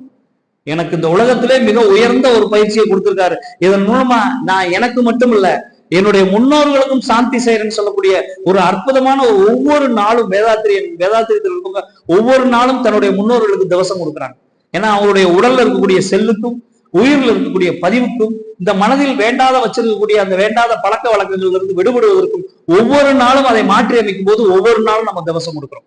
நம்ம இந்த அமாவாசையில கொடுக்கணும், இந்த இதன்னைக்கு திதி அன்னைக்கு கொடுக்கணும்ல, ஒவ்வொரு நாளும் நீங்க உடற்பயிற்சி செய்யும் போது, காயகல்பம் செய்யும் போது, தியானம் செய்யும் போது உங்களுடைய முன்னோர்களை நீங்க வழிபடுறீங்க. நல்லா பாருங்க, முன்னோர்கள் வெளியே இல்லை, உள்ளதா அவங்கள வழிபடுறீங்க. சோ நம்ம இந்த சமய தீட்சைன்னு சொல்லக்கூடியது வந்து பாத்தீங்கன்னா இதைத்தான் நம்ம பக்தியில மிக உச்சமா சொல்லுவாங்க. ஆனா அதுலயும் ஒரு சில பங்கு இருக்கு. நமக்கு என்ன சொல்றாங்க, யாகத்துல மேற்கு வாசல்ல தன்னுடைய சீடனை நிறுத்தி குருவானவர் சிவபெருமானை நினைத்து கொடுக்கக்கூடிய தீட்சைன்னு சொல்றாங்க. அதை நம்ம பார்க்கும்போது கூட அதை நம்முடைய சமய தீட்சையை பெற்று ஒழுக்கமுள்ள வாழ சீடனுக்கு வழங்கப்பெறுவது விசேஷ தீட்சை. நமக்கு உண்டா ஒழுக்கமா வாழணுங்கிறது? இரண்டு ஒழுக்க பண்பாடை தவிர வேற ஏதாவது வேணுமா? எல்லா உயிரையும் நேசிக்கணும், எந்த உயிருக்கும் துன்பம் கொடுக்க கூடாதுங்கிறத எவ்வளவு பெரிய யோக முறை. அதான் விசேஷ தீட்சை. எத்தனை தீட்சைகளை நமக்குள்ள அந்த மனிதர் ஏதோ நம்ம புத்தகத்தில் படிக்கும் போது 3 தீட்சையை பத்தி தான் படிக்கிறோம். ஆனா எத்தனை தீட்சைகளை நமக்கு கொடுத்திருக்கிற போறது. சாம்பவி தீட்சைன்னு சொல்லக்கூடிய இது இறைவன் தன் ஞான கண்ணால் மனிதனை பிறவர்களையும் சுத்தப்படுத்தும். அதாவது என்ன சொல்றாருன்னா, இதை சொல்லும் போது இந்த நம்முடைய ஞான பரம்பரைகள்ல சொல்லும் போது என்ன சொல்றாங்க அப்படின்னா, இறைவன் எல்லாருக்கும் தீட்சை கொடுத்த விரும்புறார், எல்லாரையும் புனிதப்படுத்த விரும்புறார். அந்த மாதிரி புனிதப்படுத்த விரும்பும் போது அவர் தேடி வந்து ஒழுக்கமானவர்களையும் இந்த மற்ற உயிரினம் நல்லா இருக்கணும்னு நினைக்கக்கூடியவங்கள தேடி வந்து தீட்சை கொடுக்கிறாருங்கிறார். நம்மை பொறுத்தளவுக்கும் அதுதான் நம்முடைய ஒழுக்கமும் நம்முடைய பிறகு துன்பம் கொடுக்க கூடாத அந்த நினைவுகளும் மீண்டும் மீண்டும் நம்மளை என்ன செய்யுதுன்னா இறைவனை நம்மளை தேடி வர வைக்கும். உங்களுக்கே தெரியும், பூசல நாயனார் கதை கூட தெரியும். காசு இல்லாம ஒரு கோவிலை கட்டி அந்த கோவிலுக்கு அவர் வந்து பிரதிஷ்டை பண்ற அளவுக்கு அவர் பண்ணார். அந்த மாதிரி நம்முடைய மனதிற்கு செய்யக்கூடிய இந்த சாம்பவி தீட்சை என்பது மிக முக்கியமான தீட்சை. உங்களுக்கே தெரியும், நம்முடைய உச்சபட்ச தீட்சை எது அப்படின்னு தெரியும், துரியாதம் நம்முடைய உச்சபட்ச தீட்சை. அதை பெற்ற பிறகு நமக்குள்ள ஏற்படும் அதை தொடர்ந்து நம்ம பண்ணுவதற்கு நமக்குடைய அடிப்படை என்ன அப்படின்னு கேட்டா வழக்கம் போலதான் இந்த 3 தீட்சையும் அகத்தாய்வு தான். ஆகினே சாந்தி துரியம் அகத்தாய்வு, இந்த 3ஐயும் அடிப்படை நீங்க செய்து கொண்டே வரும்போது பல சோதனைகள், நம்முடைய பயிற்சி செய்ய முடியாம கூட சோதனை வரும். அதுதான் நம்ம ஞான வேள்வின்னு சொல்றோம். பயிற்சி செய்ய முடியாம கூட உங்களுக்கு பிரச்சனை, ஆனா மனதை பயிற்சியிலே நிறுத்திக்கங்க. நான் இன்னைக்கு செய்யணும், அவ்வளவுதான். மனதை பயிற்சியில் நிறுத்திக்கங்க. இன்னைக்கு செய்யணும் அப்படிங்கிற அந்த சங்கல்பம் மட்டும் எடுத்துக்கங்க. உங்களுக்கு மிஸ் ஆகாது. ஏதோ ஒரு தருணம் ஒரு மணி நேரம் வரும், ஏதோ ஒரு தருணம் வரும், ஆட்டோமேட்டிக்கா நீங்க செய்ய முடியும். உங்களை நீங்க வைக்காமலே அலாரம் வைக்காமலே முழிப்பு வரும். முழிப்பு வந்த பிறகு கூட பாத்தீங்கன்னா நல்ல ஒரு மனநிலை வரும், இப்ப செய்யலாம் அப்படின்னு செஞ்சு முடிச்சிருங்க. நல்ல விஷயங்களை நம்ம சொல்லக்கூடிய என்ன ஆராய்தல சொல்லுவோம் தானே உங்களுக்கு. அந்த 6 வகை நம்முடைய எண்ணங்கள் ஆராயும் போது 6 வகை எண்ணங்களை சொல்றோம். அதுல கடைசி எது? கடைசி எண்ணம் தேவை, பழக்கம், சூழ்நிலை இது வரும்போது கடைசியா வர்றது தெய்வீக எண்ணம். அதுதான் அது. சோ தெய்வீக எண்ணம் தான் நம்ம பயிற்சி பண்ணணும். இப்ப பண்ணிடலாமா, உடனே அதை யோசிக்காதீங்க, உடனே பண்ணிடு.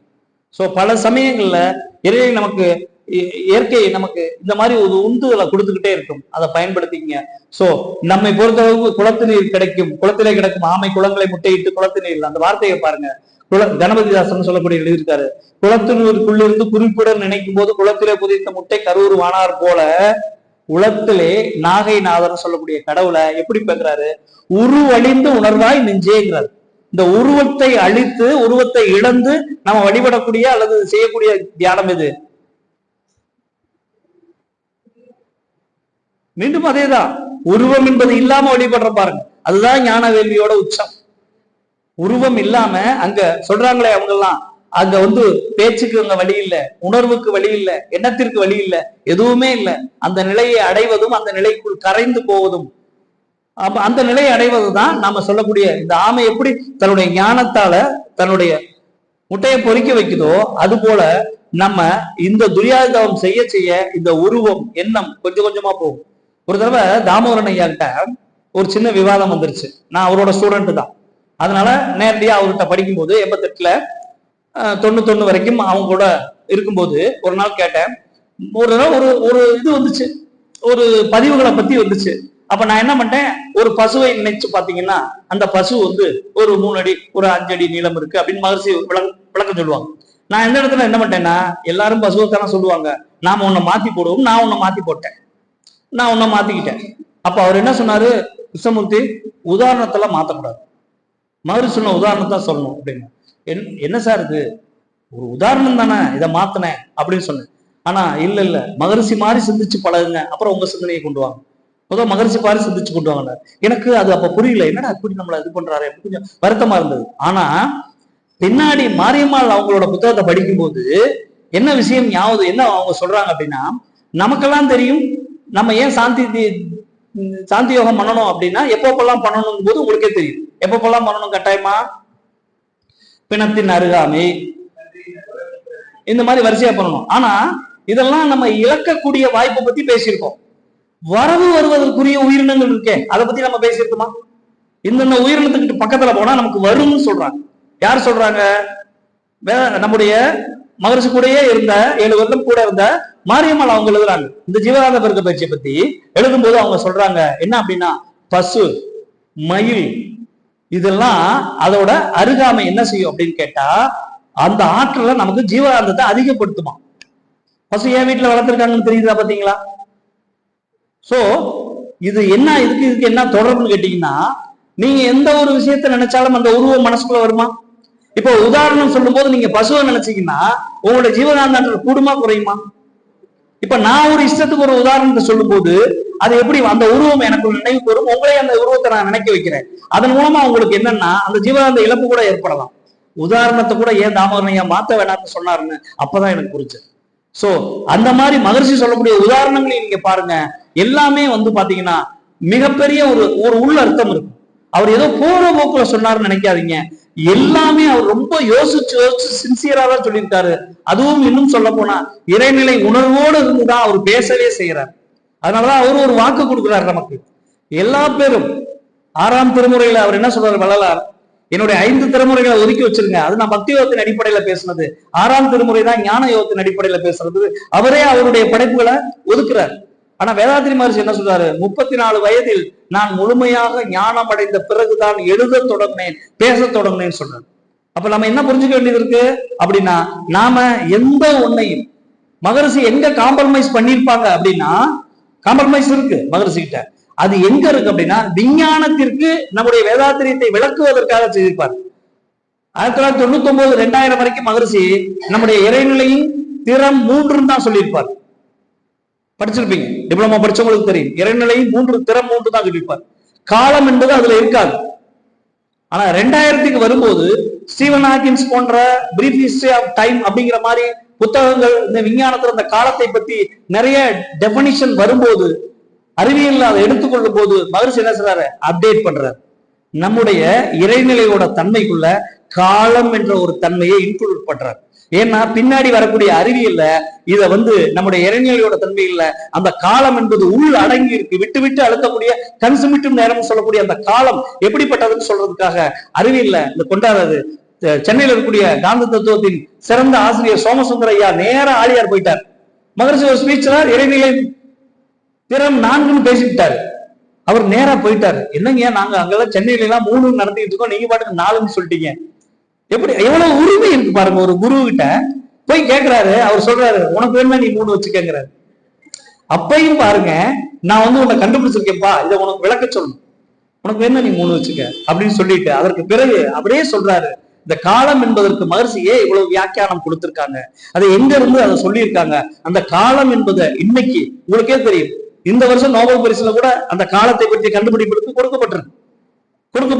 இந்த வருஷம் நோபல் பரிசுல அந்த பயோகெமிஸ்ட்ரியில நடத்தக்கூடிய ஒரு மிக முக்கியமானதுல உங்களுக்கே தெரியும், இந்த ஆர்என்ஏன்னு சொல்லக்கூடியதுல ஒரு மிக முக்கியமான ஒரு மாற்றத்தை நடத்திருக்காங்க. மாற்றத்தை நடத்திருக்காங்க. அதாவது மைக்ரோ ஆர்என்ஏன்னு சொல்லக்கூடிய ஒரு கண்டுபிடிப்புக்கு இந்த வருஷம் நோபல் பரிசு கிடைச்சிருக்கு. அப்ப என்ன நமக்கு இது பண்ண வேண்டியது இருக்குன்னா, அந்த மைக்ரோ ஆர்என்ஏ தான் நம்முடைய செல்களின் உற்பத்தியையும் அதோட அழிவையும் நிர்ணயிக்கக்கூடிய காலத்தை முடிவு பண்ணுது. ஒரு நம்முடைய ரெட் செல்ஸ் சொல்லக்கூடிய இந்த ரத்தத்தில் இருக்கக்கூடிய சிவப்பு செல் 128 நாளுக்குள்ள அழியணும் அப்படின்னா அந்த அழிவு நடந்து மாற்றம் நடக்கணும். அந்த மாற்றத்தை முடிவு பண்ணுவது இதுவரைக்கும் ரிபோ நியூக்ளிக் ஆசிட் சொல்லக்கூடிய அந்த ஆர்என்ஏ தான் நினைச்சுக்கிட்டு இருந்தாங்க. ஆனா 22 வருஷமாக ஆராய்ச்சி பண்ணி இப்ப இந்த வருஷம் நோபல் பரிசு வாங்கியிருக்காங்க. மைக்ரோ ஆர்என்ஏன்னு சொல்லக்கூடிய நம்ம டிஎன்ஏவுக்கும் ஆர்என்ஏவுக்கும் நடுவுல ஒரு தன்மை இருக்கு, அதோட ஆர்டர் படிதான் இந்த ஆர்என்ஏ உட்படுன்னு சொல்லி அதற்கான நோபல் பரிசு வாங்கியிருக்காங்க. அத மகரிஷி அப்போது சொல்றார். எப்படி சொல்றார், உங்களுக்கு காயகல்பம் செய்தா கேன்சர் வராதுங்க. எப்படி சொல்ல முடியுது? நாம கேன்சர் வராது அப்படின்னு பொதுவா சொல்றாரு அவர் நினைச்சுக்கிறோம். ஆனா புரிந்து கொள்ள வேண்டியது என்ன அப்படின்னா, இந்த பினியல் கிளாண்டோட கண்ட்ரோல்ல தான் இந்த டிஎன்ஏங்கிற அந்த அடிப்படை இருக்கு. நம்ம காயகல்பத்துல உத்து சக்தியை உயர்த்தும் போது அந்த சக்தி நம்முடைய பினியல் கிளாண்டுக்கு போகும்போது அதோட ஆர்டர் ஆஃப் ஃபங்க்ஷன் கரெக்டா இருக்கும்போது, அது இயக்கம் சரியா இருக்கும் போது, அதுல இருந்து வரக்கூடிய செக்ரியேஷன் சொல்லக்கூடிய அந்த நாளமில்லா சுரப்பிகளோட கண்ட்ரோல் ஒழுங்கா இருக்கும் போது கேன்சர் செல் தானாக அழியும். அதுதான் காயகல்பத்துல அவர் சொல்லியிருக்காரு. அவர் எண்ட சொல்லியிருக்காரு. இன்னைக்கு சயின்ஸ் அதோட ஆரம்பத்தை முயற்சி பண்ணிட்டு இருக்கு. அந்த ஆரம்பத்தை தெரிஞ்சுதான் எண்ட சொல்லியிருக்காரு. சோ நம்ம மகரிஷியை அப்படியே அப்படியே அவர் சொல்றாரு சில இடங்கள்ல, என் சொல்லால் மட்டும் நம்பாதே சுயமாய் சிந்தித்தே தெளிவாய் சொல்றாரு. ஆனா அதே மகரிஷி இன்னொன்னு சொல்றாரு, உங்களுடைய நேரத்தை வீணாக்காதே இருக்கிறார். ஏன் அப்படின்னா நம்மளால சித்தர்களை பத்தி நிறைய பேர் தேடி போய் படிச்சுட்டு இருக்காங்க, தேடி தேடி போய் படிச்சுட்டு இருக்காங்க. நம்ம மகரிஷி சொன்னதை தாண்டி படிக்கணும்னு நினைக்கிறாங்க. அவர் என்ன சொல்றாரு, நமக்கு தேவையானதை நம்ம கற்றுக்கிட்டோம், அதற்கு அடுத்த கட்டத்துக்கு போங்க அப்படிங்கிறாரு. சில பேரு சௌமித்திரனையா வந்து இத பத்தி எல்லாம் சொல்ற வர்மக்கலை எல்லாம் பத்தி சொல்றாருன்னு சொல்லிட்டு நம்மளால உடனே பயிற்சியில அந்த வர்மக்கலையை பத்தி படிக்கிறது கோயம்புத்தூர் எல்லாம் போயிட்டு இருக்காங்க. சில பேர் மூச்சு பயிற்சியில மிகப்பெரிய நன்மைன்னு யார் மூலமா கேள்விப்படுறாங்கன்னு தெரியல. மகரிஷி தெளிவாக சொல்லியிருக்காங்க, இயற்கைக்கு விரோதமான செயல் மூச்சு பயிற்சி, நம்ம மூச்சை அடக்குவதுன்னு சொல்லியிருக்காங்க. அது குடும்பத்தினர்களுக்கு ஆகாது, குடும்ப வாழ்க்கையை விட்டு போனவங்களுக்கு அது பொருந்துமோ, நாம வந்து மூச்சை அடக்கக்கூடிய கும்பகம் செய்யக்கூடாதுங்கிறாங்க. ஆனா நம்மளால என்ன பண்றாங்க அப்படின்னா, அது செஞ்சா ஃப்ரெஷ்ஷா இருக்குன்னு சொல்லிட்டு அதை போய் வாசியோகம் போய் கத்துக்க போறாங்க. கத்துக்கலாம், எல்லா கலையும் கத்துக்கணும். ராமரணையா சொல்லும் போது கூட ஒரு வார்த்தை ஒரு இடத்துல சொல்றாரு, பல அமைப்புகள்ல என்ன பயிற்சி நடக்குதுன்னு மகரிஷியோட அனுமதியோட போய் தாமோதரனையா போய் கத்துக்கிட்டு வந்திருக்காரு. வேற அமைப்புகளை என்ன கத்துக் கொடுத்துருக்காங்க போய் கத்துக்கிட்டு வந்திருக்கிறாரு. இதை விட என்ன வேணும்? ஏன் அப்படின்னா, அதை விட நம்ம பெட்டரா இருக்குமா, அதுல இல்ல பல விஷயங்கள் நம்மகிட்ட இருக்கான்னு பார்க்கும்போது அதை விட நம்ம சேஃப்டிக்குள்ளதா இருக்கும் சொல்றதுக்காக கத்துக்கிட்டாரு. சோ நம்ம புரிந்து கொள்ள வேண்டிய மிக முக்கியமான விஷயம் என்னன்னா, நமக்கு எல்லாமே கொடுக்கப்பட்டு விட்டது, எல்லாமே தரப்பட்டு விட்டது. ஆனா நாம அதை ஆக்டிவேட் பண்ணாம வச்சிருக்கோம். இது மிகப்பெரிய ஒரு சோகம். மீண்டும் மீண்டும் ஆசிரியர்களுக்கு நாங்க ஆசிரியர்களுக்கு சொல்லக்கூடிய ஒரு விண்ணப்பம் என்ன அப்படின்னா, இதெல்லாம் தட்டி நீங்க கொண்டு வாங்க வெளியே. ஒரு உடற்பயிற்சியோட இன்னைக்கெல்லாம் வந்து உடற்பயிற்சி செய்தால் உடல் நல்லா இருக்கும் அதெல்லாம் சொல்லாதீங்க. நீங்க அதற்கு மேல ஒரு படி போங்க. ஐயா வரும்போது கூட சொன்னாரு, அப்டேட்டுக்கு வாங்க. உடற்பயிற்சி செய்தால் என்னென்ன நடக்குது. இப்ப இலங்கையில ஒரு தங்க நகை கடைக்கு நாங்க பயிற்சி கொடுக்க போறோம். பயிற்சி கொடுக்கும்போது தங்க நகை கடைக்கு போய் உடற்பயிற்சி நல்லா இருக்கு எல்லாம் சொல்லலாம், ஒன்றும் பெரிய விஷயம் இல்ல, கொண்டு போகலாம். ஆனா போகும்போது எனக்கு ஒரு தோணல் வந்துச்சு. என்ன அப்படின்னா, தங்க நகை கடையில வேலை பார்க்கறவங்களுக்கு என்னென்ன பிரச்சனைகள் வரும். அவங்க சல்பியூரிக் ஆசிட் பயன்படுத்துறாங்க, நம்ம ஹைட்ரோகுளோரிக் ஆசிட் பயன்படுத்துறாங்க. அவங்க அந்த செதுக்கும் போது அதுல இருந்து வரக்கூடிய துகள்கள், கண்ணுக்கு தெரியாத துகள்களை சுவாசிக்கிறாங்க. என்னதான் அவங்க இந்த மாதிரி மாஸ்க் இந்த மாதிரி விஷயங்கள் போட்டிருந்தாலும் அவங்க கண்களுக்கு அந்த உத்து கவனிக்கும் போது, டிசைன் பண்ணும்போது, என்னதான் மிஷின்ல பெரிய ஆர்டிபிஷியலா கொண்டு வந்துட்டாலும் பல துன்பங்கள் பிரச்சனைகள் வருது. அப்படி வரக்கூடிய பிரச்சனைகளை நம்முடைய பயிற்சி போக்குமா? அப்படி போய் நீங்க சொன்னீங்கன்னா அவன் எப்படி விவரமா கவனிப்பான்? இப்போ நீ பாக்குற வேலைக்கு என்னுடைய பயிற்சி உதவும்னு சொன்னா அவன் அந்த பயிற்சியை விடுவானா? விடமாட்டான். அதுதான் அந்த பயிற்சியை, நம்முடைய பயிற்சிகள் எது உதவுன்னு, யார் இதுக்கு உதவுவா? எந்த ஆசிரியர் நமக்கு உதவுவாரு? இப்போ ஒரு பெரிய பிரச்சனை இருக்கு, இதுக்கு உதவுறதுக்கு யார் இருக்காப்பா நமக்கு? இந்த மாதிரி ஒரு தங்க நகை கடையில வேலை பார்க்கறவருக்கு என்னென்ன பிரச்சனை வரும் அப்படிங்கிறத எனக்கு சொல்லி தரதுக்கு யார் இருக்கா? நம்ம பயிற்சி எப்படி உதவும் சொல்லி தரதுக்கு யார் இருக்கா? நீங்களே சொல்லுங்க.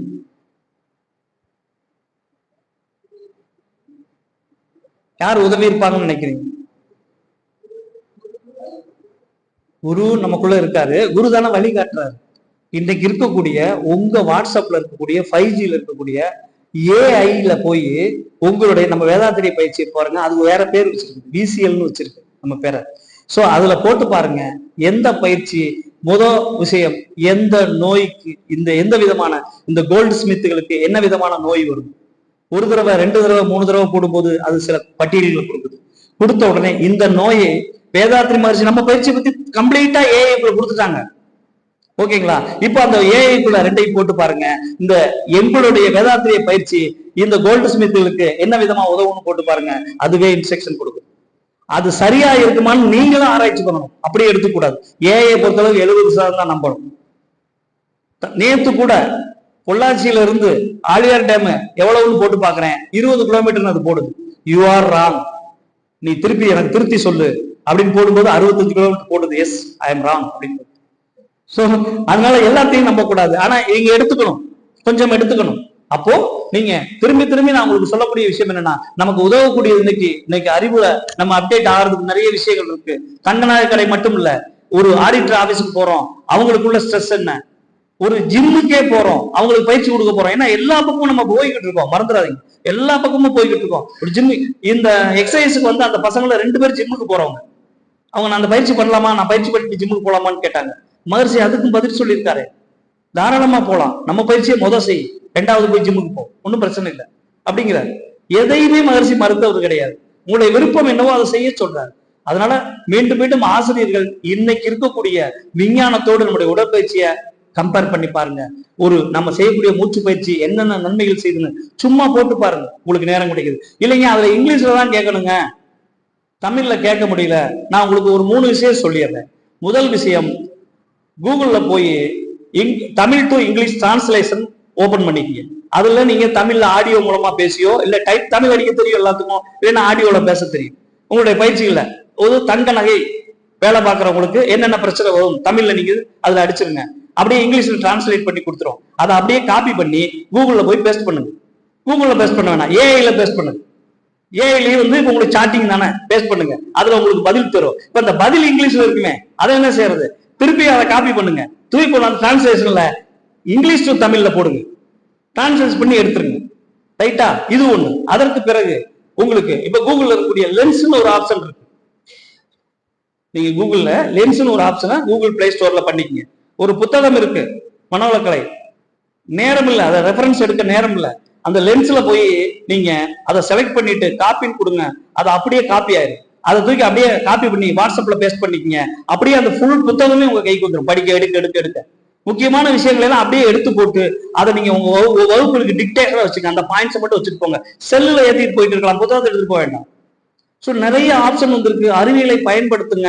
இன்னைக்கு நமக்கு கிடைக்கக்கூடிய ஒரு அற்புதமான விஷயம் என்னன்னா, மகரிஷி சொல்லுவாங்க, அறிவியலை வெறும் புலன் இன்பத்திற்காக மட்டும் பயன்படுத்தக்கூடாது, நம்முடைய அறிவை வளர்த்துக் கொள்ளக்கூடிய ஒரு டூல் மாதிரி பயன்படுத்தி, அதை பயன்படுத்திக்கும் போது எங்க போனாலும் எப்படி போனாலும் நீங்க நிறைய விஷயங்களை எடுத்துக்கலாம்.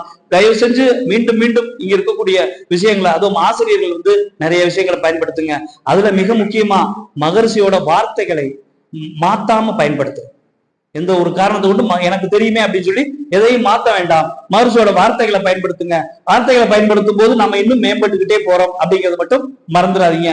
சோ ஒரு வார்த்தை சொல்லுவார்கள், அதுவும் நம்முடைய ஜலாலுதீன் ரூமி சொல்லுவார், ஒரு அழகான வார்த்தை, தாகம் உள்ளவர்களை தண்ணீரும், எனக்கு ஒரு பிரச்சனை வேணும், எனக்கு ஒரு விஷயம் வேணும் அப்படின்னா அது உங்களை தேடி வரும். நீ தேடும் பொருள் உன்னை தேடி கொண்டிருக்குதுன்னு ஒரு அழகான வார்த்தை சொல்லுவாரு. அதுதான் இந்த வார்த்தை. நீங்க இந்த சுத்தவெளியும் இயற்கையும் குருவோட சேவையும் சிறப்பா பண்ணணும்னு நீங்க நினைச்சீங்க அப்படின்னா அந்த நினைப்பே உங்களை என்ன செய்யும்னா உங்களை கொண்டு போய் அதற்குரிய வாய்ப்புகளை சேர்த்துரும். என்னால முடியுமா முடியாதா அதெல்லாம் நினைக்காதீங்க, உங்களால எல்லாம் முடியும். குரு உங்களோடு இருக்க அந்த ஞான வேள்வி, அந்த எண்ணத்தை உங்களுக்குள்ள வளர்த்து கொள்ளும் போது உங்களுக்கு இருக்கக்கூடிய அற்புதமான விஷயம் என்னன்னா, நீங்க எப்போதும் தனியாக இல்லை, நீங்கள் இந்த பிரபஞ்சமாக இருக்கீங்க. இந்த பிரபஞ்சத்தோட எல்லா ஆதார சக்தியும் உங்களுக்குள்ளேயும் இருக்கு. நீங்களும் இந்த பிரபஞ்ச சக்தி கூட எப்போதும் தொடர்புல இருப்பீங்க. எப்போது இந்த வேலை நமக்குள்ள நடக்கும் அப்படின்னா எப்போதும் நடந்து கொண்டேதான் இருக்கு.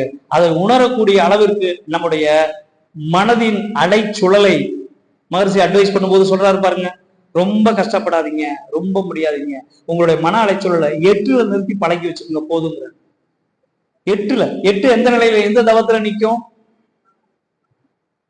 நமக்கு அது ஒரு பிரச்சனை இருக்கு. அப்பப்ப ஆங்கினைக்கு 8 to 13 சொன்னாங்க, துரியத்திற்கு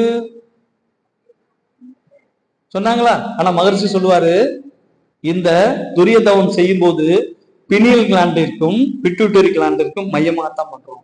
அதனால 8ல மட்டும் நீங்க ரொம்ப போச்சொல்ல. அவர் இந்த 3ல நின்னுங்க 1ல நின்னுங்க அதெல்லாம் வேணாம். இந்த வாழ்க்கையை அறிவோடு நடத்துவதற்கு, நம்முடைய நம்ம செய்யக்கூடிய வாழ்க்கை முறைகளுடைய ரகசியங்களை புரிந்து கொள்வதற்கு 8ங்கிற நிலையே போதும். அதற்கு மேல உங்க முயற்சி. ஆனா துரிய தவம் தான் இதை உங்களுக்கு கொண்டு சேர்க்கும் இந்த நிலையை. அதனால உங்களுடைய வாழ்க்கை முழுவதும் துரிய தவத்துக்கு நீங்க பண்ணக்கூடிய அந்த முயற்சி, அதுலயே சொல்லும் போது துரிய தவத்துக்கு என்னன்னு சொல்றான், துரியாத நிலை தெய்வ நிலையோட ஒத்துக்கிறோம். துரிய நிலை என்னன்னு சொல்ற, தலை உச்சிய சொல்லும் போதே கேட்வே ஆஃப் டிவைன் சொல்றோம், தெய்வத்தின் நுழைவாயின்னு சொல்றோம். அதாவது இன்னும் சொல்ல போனா பக்தி யோகத்துல என்ன சொல்லுவாங்க, தலை உச்சி வழியாக ஒரு குழந்தைக்கு உயிர் உள்ள போகும் அப்படிமா, உள்ள வரக்கூடிய நேரம் அந்த அது நுழையக்கூடிய இடம். அதனாலதான் அது தெய்வீகத்தின் நுழைவாயில்னு சொல்றாங்க. அப்படிப்பட்ட ஒரு அற்புதமான, இன்னும் சொல்ல போனா எப்போ துரியம் தவம் செய்து செய்து செய்து துவாதசாங்கம் வரைக்கும் உங்களுடைய அந்த மன அலைச்சல் குறைந்து அந்த எனர்ஜி கூடுதோ, அப்போ அந்த 12 அங்குல உயரத்திற்கு மேல எதோட இணைப்பு நடக்கும்? இந்த பிரபஞ்சத்தோடு இணைப்பு நடக்கும். ஓகேங்களா? இந்த 12 இந்த 8ல நின்று பழகும் போது இந்த உள்ள போன ஆற்றல் அப்படியே நிறைந்து துவாதசாங்கம் வரைக்கும் விரிந்து வந்து நிற்கும். அந்த துவாதசாங்கத்துல இருந்து தான் என்ன செய்யறாங்க ஆசிரியர்கள் உங்களுக்கு துரியாத தவம் கொடுக்குறாங்க. அப்போ நீங்க 8ங்கிற மன அலை சூழல்ல பழகிட்டீங்க அப்படின்னா நீங்களும் இந்த பேரியக்க மண்டலமும் எப்போதும் இணைப்புல இருப்பீங்க. உங்களுக்கு தேவையானது, உங்களுக்கு வேண்டியது, உங்களுக்கு வேண்டாதது எல்லாத்தையும் பிரித்து பார்க்கக்கூடிய அபூர்வமான சக்தி உங்களுக்குள்ள தானா வரும். முக்காலம் என்பது வேற ஒண்ணும் இல்ல, நமக்கே தெரியும் அந்த பாடல். துரிய தீட்சைக்கு இருக்கக்கூடிய அந்த இவங்களோட பாடல் வரும்போது என்ன பாடல் சொல்றோம்? முன்னை வினையின் முடிச்சே அவிழ்ப்பார்கள், பின்னை வினையை பிடித்து பிசைவார்கள். எந்த அர்த்தத்துல? கடைசியா எதன் மூலமாக? சென்னியில் வைத்த சிவன் அருளாலே. அதுதான் அந்த தெய்வீக சக்தியை உணர்றது. சோ துரிய தவத்தை நம்ம எத்தனை தவங்கள், அந்த 9 தவங்கள் நீங்க பண்றவங்களா இருந்தாலும் ஆகினை சாந்தி துரியத்துல நல்ல தேர்ச்சி பெற்ற பிறகு மற்ற தவங்களை பண்ணுங்க. இன்னைக்கு உங்களுக்கு இப்ப கூட இல்லைன்னா பரவாயில்ல, நாளையில இருந்தாவது பண்ண தொடங்க. நீங்க ஒரு டைம் டேபிள் போட்டு வச்சுங்க, இந்த நாள்ல இந்த தவம் செய்ய வேண்டியதெல்லாம் வேண்டாம். கொஞ்ச காலத்திற்கு ஆகினை சாந்தி துரியம் பிடிவாதமா உங்களுக்கு நேரம் கிடைக்கும் போதெல்லாம் 5 நிமிஷம் கிடைச்சாலும் அங்கேயே கொண்டு போய் நினைவு வச்சு பாருங்க. உங்களுக்கு ஆற்றல் கிடைக்கலையா, உங்க கையவே தலை உச்சியில கொஞ்சம் நேரம் வச்சிருங்க, 1 நிமிஷம் வச்சிருங்க போதும். புருவ மத்தியில வரலையா வச்சிருங்க, மூலாதாரத்துல வச்சிருக்கலையா வச்சு நீங்களே உங்களை தூண்டிக்கிங்க. எந்த நிலையில இருந்தாலும் நீங்க அந்த இடத்துக்கு கொண்டு போங்க. மன அலைச்சூழல் 8க்கு வந்துருச்சுன்னா உங்களால வெற்றி பெற முடியாத அல்லது உங்கள் வேண்டாத விஷயங்கள்ல இருந்து தப்பிக்கிறதுக்கு நீங்க எந்த பிரயத்தனம் பண்ண வேணாம். இறைநிலையே உங்கள் மூலமாக அதை செய்து கொண்டே இருக்கும். அதனாலதான் துரியாயுதம் செய்து நம்ம அகத்தாய்வு செய்யறது இல்லை, துரியம் செய்துதான் செய்யறோம். சோ நாம எப்போதும் மனிதனாகவும் இறைவனாகவும் நடுநிலையோடு இருக்கிறோமோ, எப்போது இன்பத்தையும் துன்பத்தையும் அமைதிங்கிற நடுநிலையோட பாக்குறோமோ அப்பதான் நம்ம சரியான முடிவு எடுப்போம். அதனால மீண்டும் மீண்டும் உங்களுக்கு எப்போது வந்தாலும் நான் எங்கு போனாலும் சொல்லக்கூடிய ஒரு வார்த்தை, துரிய நிலையில உங்களை நிலைத்து நிலைத்து நிலைத்து நிலைத்து பழக்குங்க. அதுவே உங்களை என்ன செய்யும்னா துரியாத நிலைக்கு தானாவே கொண்டு போயிடும். ஏன்னா வேதாத்திரி மகர்ஷிக்கு கற்றுக் கொடுத்த பரஞ்சோதி மகானே அதுதான் செஞ்சார். துரிய நிலையை தாண்டி ஒரு தவமும் இல்லைன்னு சொன்னார். ஆனா மகர்ஷி அதை உணர்ந்தார். துரிய நிலையை தாண்டி என்னுடைய ஆற்றல் மேல போவதையும் எழும்புவதையும் நான் உணர்றேன் அப்படின்னு அவர்கிட்ட கேட்டார். ஆனா அவரு இருந்த சூழ்நிலையில அவர் என்ன நினைச்சாலும் அப்படி ஒரு நிலை இல்லைன்னு சொல்லி அனுப்பிச்சிட்டார். ஆனா மகர்ஷி மீண்டும் மீண்டும் முயற்சி பண்றார், அதற்கு வடிவம் கொடுக்கிறார். எப்படி கொடுத்தார்? அதுதான் அவரோட சிறப்பு. எப்படி சந்திரன் அளவுக்கு இந்த உயிரை விரிக்கணும், சூரியன் அளவுக்கு விரிக்கணும், பிரபஞ்சம் அளவுக்கு விரிக்கணும், அதற்கடுத்து சுத்த வெளி வரைக்கும் கொண்டு போகணும்னு அந்த சூட்சுமத்தை மகர்ஷிக்கு கொடுத்தது எல்லாமே இந்த சித்தர்களும் மகான்கள் தான். அதனால நம்மகிட்ட எல்லா தவமும் இருக்கு, எல்லா யோகமும் இருக்கு. நாம வேள்விகளை ஞான வேள்விகளாக அறிவை பயன்படுத்தி செய்து நம் வாழ்க்கையில் எல்லா வளங்களும் பெறுவோம் என்று வேண்டி விரும்பி உங்களையும் கேட்டு குருவர்களோடு இந்த உரையை முடிக்கிறேன். வாழ்க வளம். ஒரு மணி நேரத்திற்கு மேலாக 1.5 மணி நேரத்தளவுக்கு கல்லூரியில் செமினார் நடக்கிற மாதிரி மிக விளக்கமாக மிக தெளிவாக பாயிண்ட் பை பாயிண்ட் நமக்கு மிக விளக்கமாக வேள்வி பற்றி சொல்லியிருக்கிறார்கள். அவர் சொல்லிய கருத்துக்களை நம் மனதில் ஏற்றி அதை மீண்டும் வீட்டில் அசை போட்டு அடிக்கடி அசை போட்டு அதனுடைய உபயோகத்தை பயன்படுத்தி கொள்ள வேண்டும். இதுவரை மிக சிறப்பாக பேசிய பேராசிரியை வாழ்த்தி உலகை வாழ்த்தி கூட்டத்தை நிறைவு செய்வோம். பேராசிரியர் பெருமகடா கிருஷ்ணமூர்த்தி ஐயா அவர்கள் வாழ்க வளமுடன், அவரது அன்பு குடும்பம் வாழ்க வளமுடன், அவரது அருள் தொண்டு வாழ்க வளமுடன், அவர்களது பொருளாதார மேம்பாடு வாழ்க வளமுடன். இன்று மாலை கூட்டுத்தவத்தில் கலந்து கொண்ட இருபான்மை என்பவர்கள் அனைவரும் வாழ்க வளமுடன், அவர்களது அன்பு குடும்பம் வாழ்க வளமுடன், அவர்களது அருள் தொண்டு வாழ்க வளமுடன், அவர்களது பொருளாதார மேம்பாடு வாழ்க வளமுடன், வாழ்க வளமுடன், வாழ்க வளமுடன். உலக நல வாழ்த்து. உலகமெல்லாம் பருவமழை ஒத்தபடி பெய்யட்டும், உழவரெல்லாம் தானியத்தை ஓப்புடனே பெருக்கட்டும், பல தொழில்கள் புரிகின்ற பாட்டாளி உயரட்டும், பகுத்துணர்வில் தொகுத்துணர்வு பண்பாட்டை உயர்த்தட்டும், கழகங்கள் போட்டி வகை கடந்தாட்சி நடக்கட்டும், கல்லாமை கடன் வறுமை களங்கங்கள் மறையட்டும், நலவாழ்வை அளிக்கும் மெய் ஞான ஒளி வீசட்டும், நம் கடமை அறவாழ்வின் நாட்டத்தே சிறக்கட்டும், நம் கடமை அறவாழ்வின் நாட்டத்தே சிறக்கட்டும். நம் கடமை அறவாழ்வின் நாட்டத்தே சிறக்கட்டும். வாழ்க வையகம், வாழ்க வையகம்.